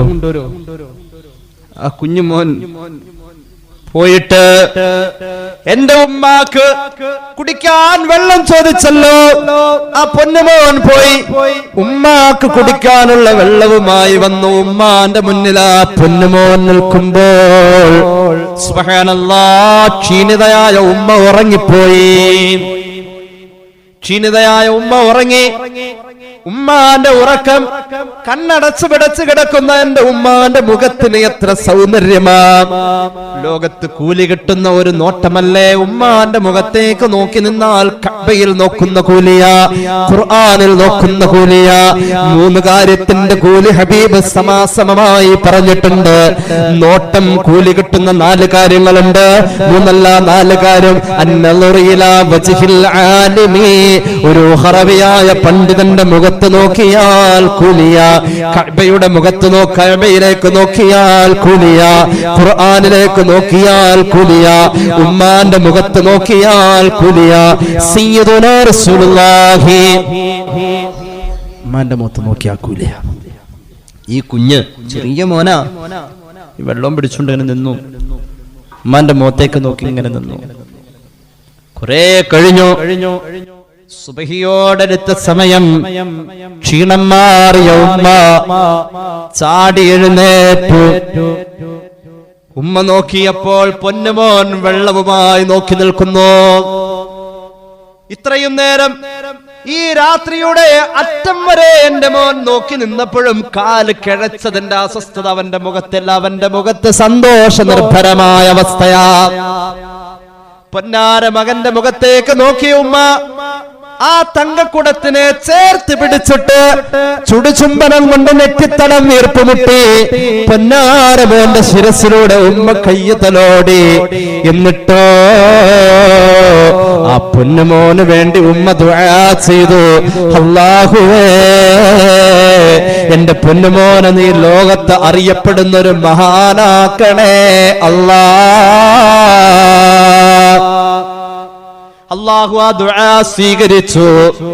ശാഫിഈ മദ്ഹബിൽ ഇന്ന് കാണുന്ന ഗ്രന്ഥങ്ങൾ മുഴുവനും അടിസ്ഥാനമേതെന്ന് ചോദിച്ചാൽ ആ പൊന്നുമോൻ എഴുതിയ ഗ്രന്ഥമാ മഹാനായ ഇമാമുനാ നവവി. ഉറക്കെ പറയോ, ജീവിതാവസാനം വരെ എല്ലാ സുന്നത്തുകളും എടുത്തു. അവസാനം മരണനേരത്ത് പൊട്ടിക്കരഞ്ഞു, ഞാൻ മറന്നുപോയ ഒരു സുന്നത്തുണ്ടല്ലോ. ഏകദേശം 40 വയസ്സ് കഴിഞ്ഞ പ്രായത്തിൽ മരിക്കുന്നു, വഫാത്താകുന്നു ഇമാമുനാ നബവി. ഈ ഉമ്മാന്റെ അന്ന് ദുആ ചെയ്ത മോനാണിത്. എല്ലാ സുന്നത്തുകളും ഞാൻ എന്റെ ജീവിതത്തിൽ എടുത്തു. അല്ലാഹ്, എന്റെ മരണനേരമായല്ലോ അല്ലാഹ്. മരണവേദനയെ കടിച്ചമർത്തുമ്പോൾ ഈ മഹാനായ മകൻ അല്ലാഹുവോട് പറയാം, റബ്ബേ, ഈ ഭൂമിയിൽ ഇത്ര കാലം ഞാൻ ജീവിച്ചപ്പോ ഞാൻ ചെയ്യാൻ മറന്നുപോയ ഒരു സുന്നത്ത് ഇപ്പോൾ ഓർമ്മ വരുന്നു അല്ലാഹ്. ഞാൻ കല്യാണം കഴിച്ചിട്ടില്ല. എന്റെ ഹബീബിന്റെ പ്രധാന സുന്നത്തല്ലേ അത്. ആ ഒരു വേദനയിൽ കരഞ്ഞ മഹാൻ, ഉമ്മാന്റെ ദുആ കൊണ്ട് വളർന്ന മഹാൻ. ലോകത്തെ എല്ലാ മഹാനും ഇങ്ങനെ വന്നിട്ടുള്ളൂ. ലോകത്ത് ഇങ്ങനെയാ ഓരോ മഹാന്മാരും വന്നിട്ടുള്ളത്. ഉമ്മ നല്ലതാണോ? ഉമ്മ നന്നാവാനുള്ളത് ഉപ്പ കൊടുക്കണം. ഞാൻ നേരത്തെ പറഞ്ഞു, ഉമ്മ ദീൻ പഠിക്കേണ്ടത് ഉപ്പയിൽ നിന്നാ. ഉപ്പ ദീനുള്ള മനുഷ്യനായാൽ ഭാര്യ നന്നാവാ, ഉമ്മ നന്നാവാ, അതിലൂടെ ഉണ്ടാകുന്ന കുഞ്ഞുങ്ങൾ നന്നാവാം. മലപ്പുറം ജില്ലയിൽ ഒരു മഹാൻ ജീവിച്ചിരുന്നല്ലോ. 7ഓളം ത്വരീഖത്തുകളിൽ ആ മഹാൻ അംഗമായിരുന്നു എന്ന് ഉസ്താദുമാർ പറയുന്നു. അങ്ങനത്തെ ഒരു മഹാൻ ഉണ്ടായിരുന്നല്ലോ. ആ മഹാന്റെ എത്ര കറാമത്തുകളുണ്ട്, ഞാൻ വിശദീകരിക്കുന്നില്ല.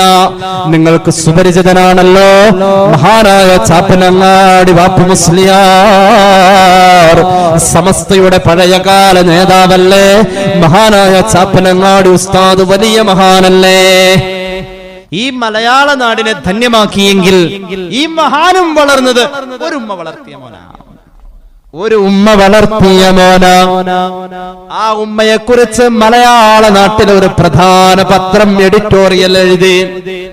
ഈ ഉമ്മയെ പറ്റി പറയുന്നുണ്ട്. ഈ ഉമ്മയെ പറ്റി പറയുന്നു. ഈ ഉമ്മയുടെ പേര് ബിയുമ്മ എന്നാണ്. ഈ ഉമ്മ കിടന്നുറങ്ങുമ്പോൾ ഈ ഉമ്മ നഖ്ശബന്ദി ത്വരീഖത്തിൽ, ശാദിലി ത്വരീഖത്തിൽ ഈ ഉമ്മ ശൈഖയാണ്. ആ ദിക്റുകൾ അനുസരിച്ച് ജീവിക്കുന്ന ഉമ്മയാണ്.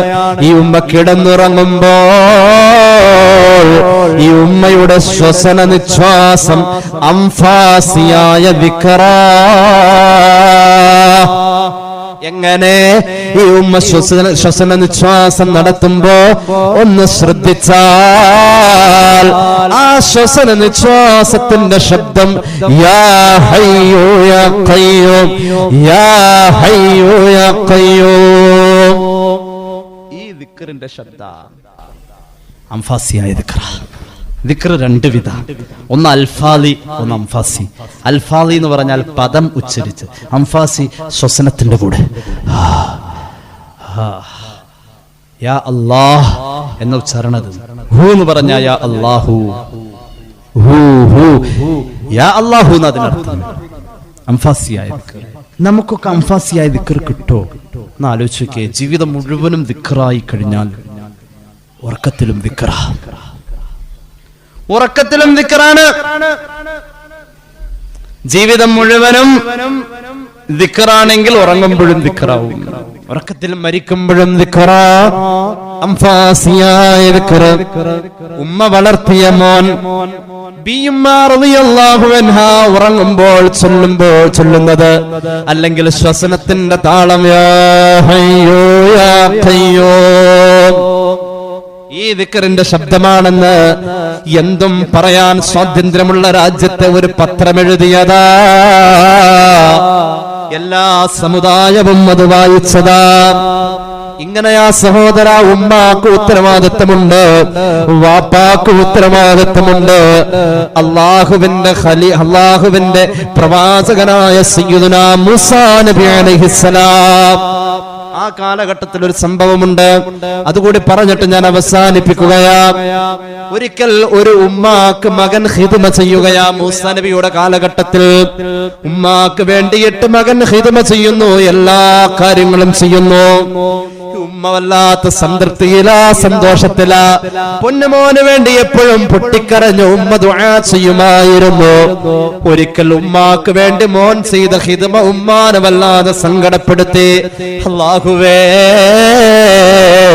എന്റെ പൊന്നുമോന് ഈ ഭൂമിയിൽ വെച്ച് ഞാൻ എന്ത് കൊടുക്കണമെന്ന് പറഞ്ഞു ദുആ ചെയ്താലും എന്റെ മോൻ എനിക്ക് ചെയ്തു തരുന്ന ഈ സേവനത്തിന്റെ ഒപ്പമാവില്ല അല്ലാ. അതുകൊണ്ട് ഞാൻ നിന്നോട് ചോദിക്കട്ടെ, എന്റെ പൊന്നുമോന് നീ കൊടുക്കേണ്ടത് നാളെ ആഖിറത്തിൽ ഈ കാലഘട്ടത്തിന്റെ മഹാനായ പ്രവാചകനായ കലീമുല്ലാഹി മൂസാ അലൈഹിസ്സലാത്തു വസ്സലാമിന്റെ കൂട്ടുകാരൻ എന്ന പദവിയിൽ സ്വർഗത്തിൽ മൂസാ നബിയുടെ കൂടെ എന്റെ പൊന്നുമോനെ ആക്കണം അല്ലാ. അങ്ങനെ ഉമ്മ ദുആരുന്നത് എങ്ങനെയാ?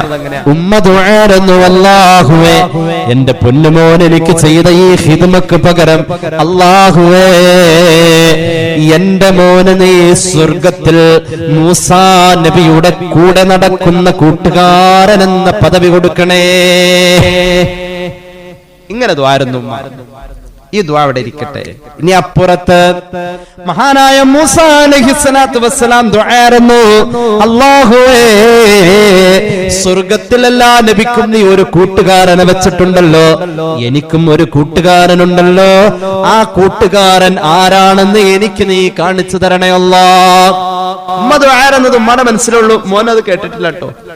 അതിവിടെ നടന്നു. അപ്പുറത്ത് മൂസാ നബി ദുആരൊക്കെ ഇതൊന്നും അറിയാതെ, മൂസാ നബിനെ കണ്ടിട്ട് പോലുമില്ല ഉമ്മ.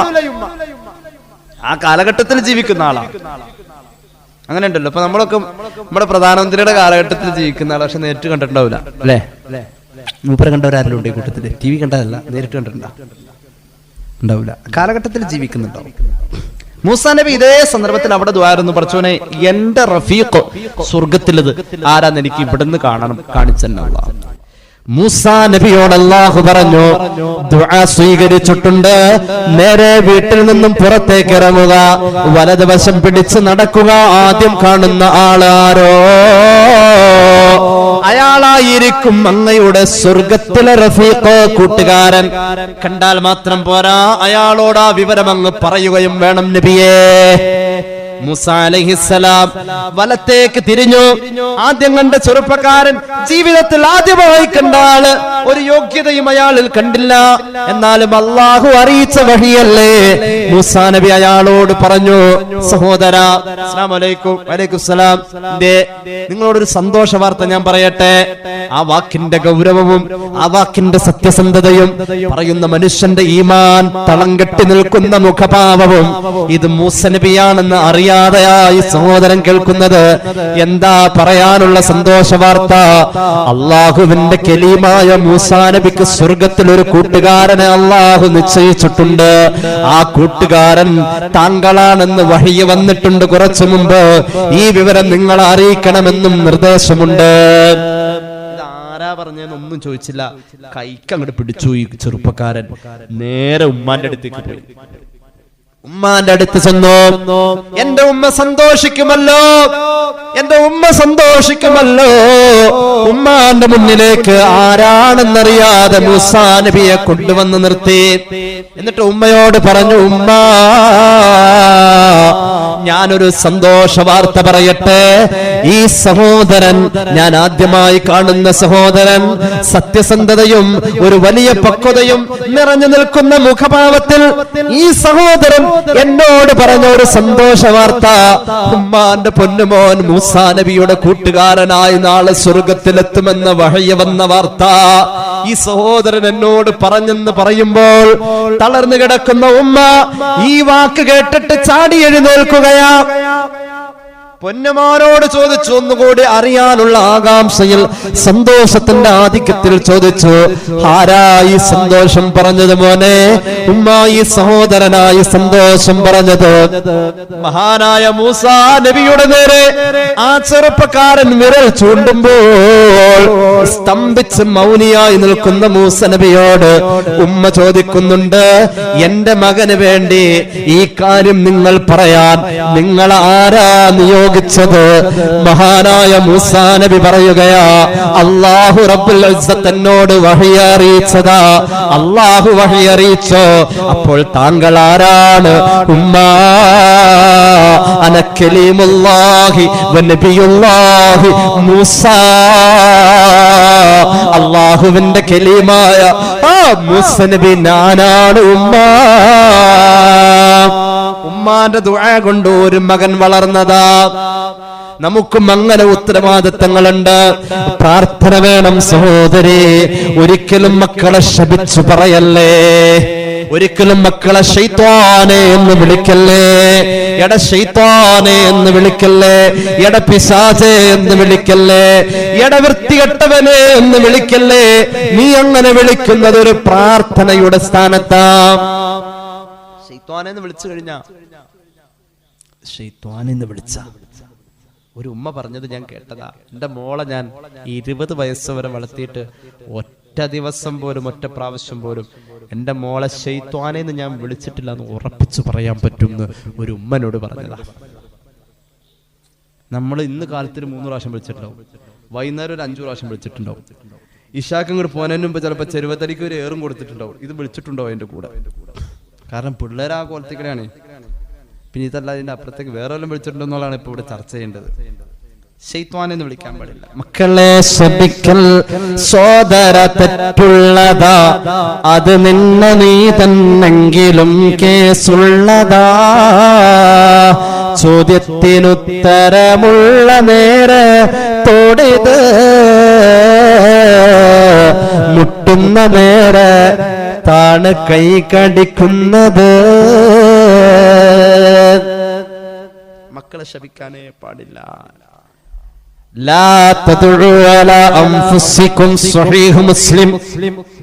നിങ്ങൾ നിങ്ങൾക്കെതിരെ ദുആരക്കല്ലേ. ഒന്നങ്ങോട്ട് മരിച്ചെങ്കിൽ മതിയായിരുന്നു. ഉമാറി ഇടങ്ങേറ്, ഇതൊന്നും കാണണ്ടല്ലോ. ആ വണ്ടി ഇടിച്ചത് എന്നെ ആർന്നെങ്കിൽ മതി അല്ലാ അതൊക്കെ പറയൂലേ. അല്ലാഹുവേ പടച്ചോൻ കാക്കട്ടെ. വിവരക്കേടാ. നിങ്ങളെ തന്നെ നിങ്ങൾ ശപിക്കല്ലേ. ഈ നശിച്ച മുതലാണ് ഇവിടെ ഇടങ്ങേറ്. സ്വന്തം സമ്പത്തിനെ ശപിക്കല്ലേ. മക്കളെയും ശപിക്കല്ലേ. അല്ലാഹുവോട് ഒരു സമയമുണ്ട്. ആ സമയത്തിൽ നിങ്ങൾ കണ്ടുമുട്ടല്ലേ പ്രാർത്ഥനയിൽ. അത് ഫലിക്കുമെന്ന് സയ്യിദുനാ റസൂലുള്ളാഹി. ഇപ്പൊ ചിന്തിക്കുന്നുണ്ടാവും, ഞാൻ എന്റെ മോളെ അങ്ങനെ പറഞ്ഞിട്ടുണ്ടല്ലോ. ഒന്നാലോചിച്ചേ, ഞാൻ എന്റെ മോനെ ഒരിക്കൽ അങ്ങനെ പറഞ്ഞിട്ടില്ലേ? എന്നാൽ അതിന്റെ പരിഹാരം കേട്ടോളൂ. പിഴച്ചെന്ന് കണ്ടാൽ കൈ ഉയർത്തി നീ തേടണം. അതുമാത്രമല്ല ശരിക്ക് ഭരമേൽപ്പിക്കണം. എന്നാൽ നിനക്ക് ഫലപ്പെടുന്നൊരു രീതിയിൽ അല്ലാഹു തന്നെ ശരിപ്പെടുത്തും ഭാവിയിൽ. ലാ യർദുൽ ഖലാ. പടച്ച റബ്ബിന്റെ ഖലായിൽ നമ്മുടെ മക്കളെ നമ്മൾ ശപിച്ചത് സ്ഥിരപ്പെട്ടിട്ടുണ്ട് എങ്കിൽ അതിനെ തിരുത്താൻ കഴിയുന്നത് ഇല്ലാ ബിദ്ദുആ. നബിയേ മുഹമ്മദ് മുസ്തഫ, മക്കള് നന്നാവാൻ നമ്മുടെ ഒരു വലിയ അമാനത്താ. നമ്മൾ ദ്വാരക്കണേ. ഭർത്താവ് നന്നാവാൻ നമ്മുടെ ഒരു അമാനത്താ. നമ്മൾ ദ്വാരക്കണേ. മക്കളുടെ കയ്യിൽ അർഹതയില്ലാത്ത പ്രായത്തിൽ മൊബൈൽ കൊടുക്കല്ലേ. മക്കളുടെ കയ്യിൽ അർഹതയില്ലാത്ത പ്രായത്തിൽ വാഹനം കൊടുക്കല്ലേ. അലാറം വെക്കാൻ മകളുടെ കയ്യിൽ മൊബൈൽ കൊടുത്തിട്ട് പോവല്ലേ ഉമ്മ. കാലം മോശമാ. നീ അലാറം വെക്കാ. 4 മണിക്ക് എഴുന്നേറ്റ് മകള് പഠിക്കാൻ നീ അലാറം വെച്ച് എഴുന്നേൽക്ക. നിന്റെ അമാനത്താണത്. മാത്രവുമല്ല, മകൾക്ക് ഉറക്കം വരുന്നു എങ്കിൽ നീ കട്ടൻ ചായ ഉണ്ടാക്കി കൊടുക്ക. മകൾക്ക് കൂട്ടിരിക്ക. പൊന്നാരമോളും മനസ്സലിഞ്ഞു പറയും, ഉമ്മച്ചി ഉറക്കം തൂങ്ങേണ്ടതല്ല, പോയി കിടന്നോളൂ. മക്കള് നല്ലവരായിരിക്കാം.